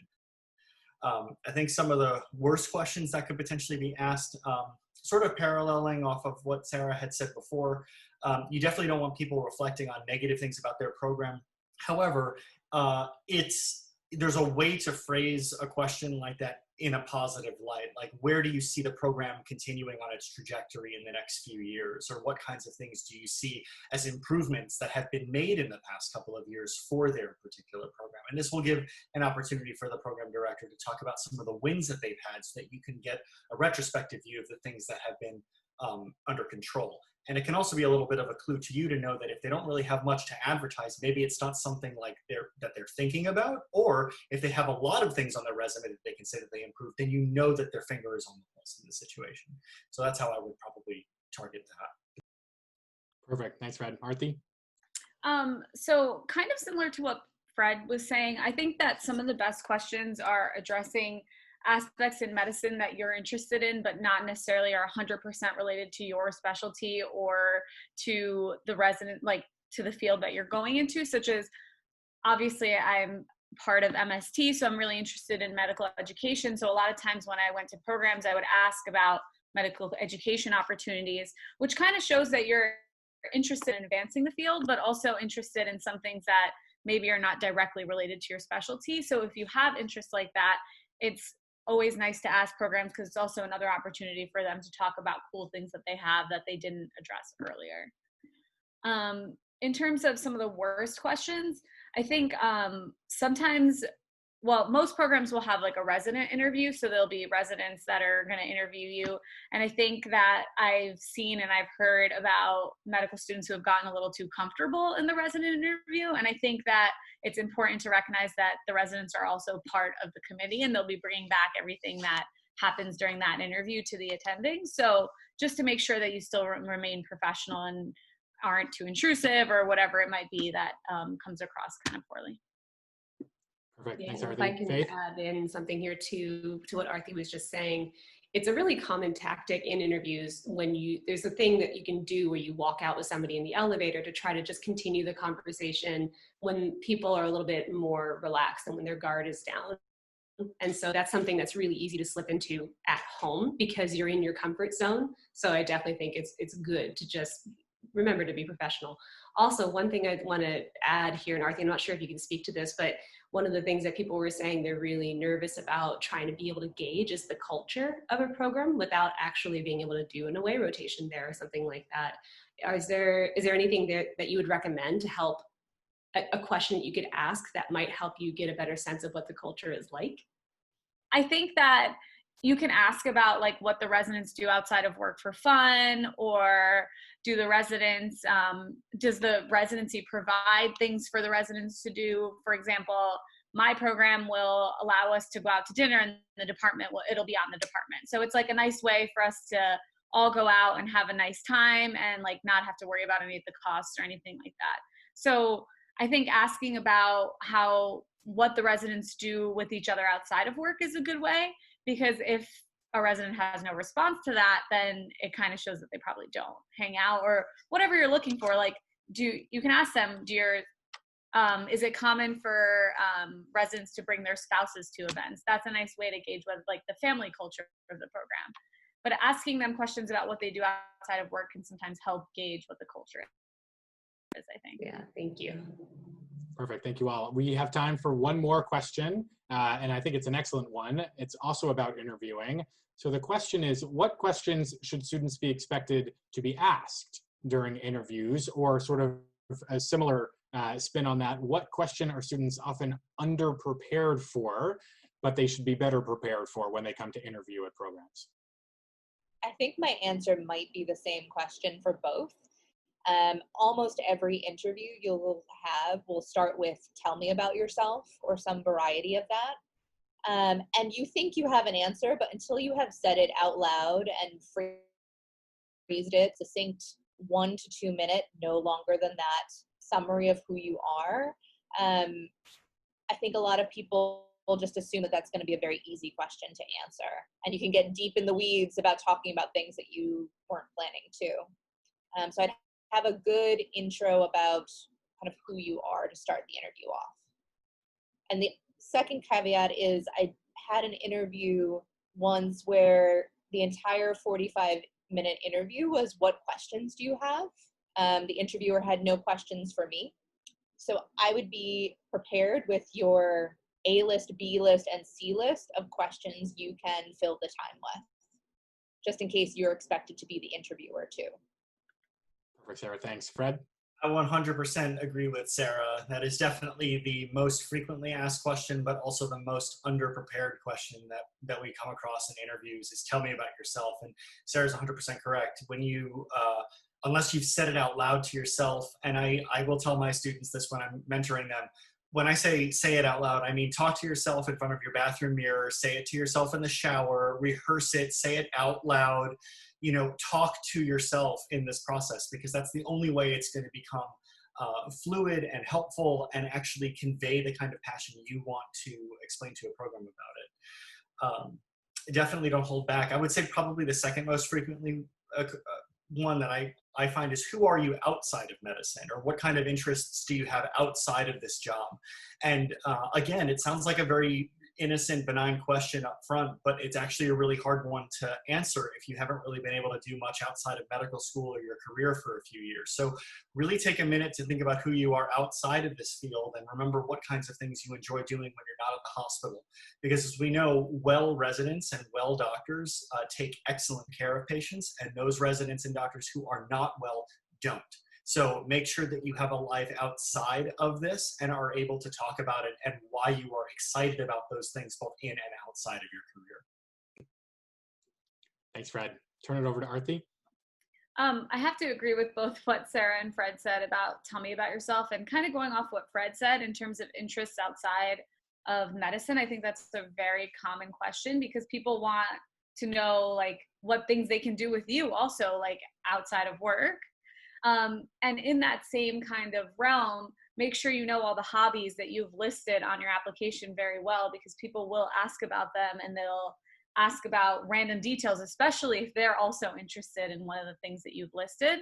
So just make sure that your hobbies are true to yourself and you actually are very interested in those things. Awesome. You guys are so good. I am so fortunate to be part of such a wonderful team, both with you guys and here at MST in general. We are so grateful to everyone who showed up to our ERAS 2021 Summit today. Thank you for participating. Thank you for listening. Thank you for sending in your questions. And most importantly, thank you for being who you are. It is your diversity that makes medicine the wonderful field that it is, and your opinions, your lived experiences, and everything about you will make your patients very lucky someday. So thank you for caring, thank you for doing your best, and thank you for spending a part of your Saturday with us. We are genuinely excited that you guys are going to be the next generation of doctors. We cannot wait to see what you discover and who you treat. We know that everyone will be very, very excited to have you on their team. So moving forward, we're here for you. Please reach out to us. Please send us an email. Please call us. Please interact with us on our social media pages, our YouTube channels. However is best for you is best for us as well, and we want to help. We want to be your teammate as well. So please reach out to us in any way that you think would be good for you. It's good for us. We look forward to working with you all in the future. And another huge thank you to our wonderful panelists who are just such amazing people and mentors and so wise and so great. Thank you. Thank you to everyone who participated. Hope you guys have a wonderful rest of your Saturday, and I hope to talk to you all again soon. Take care.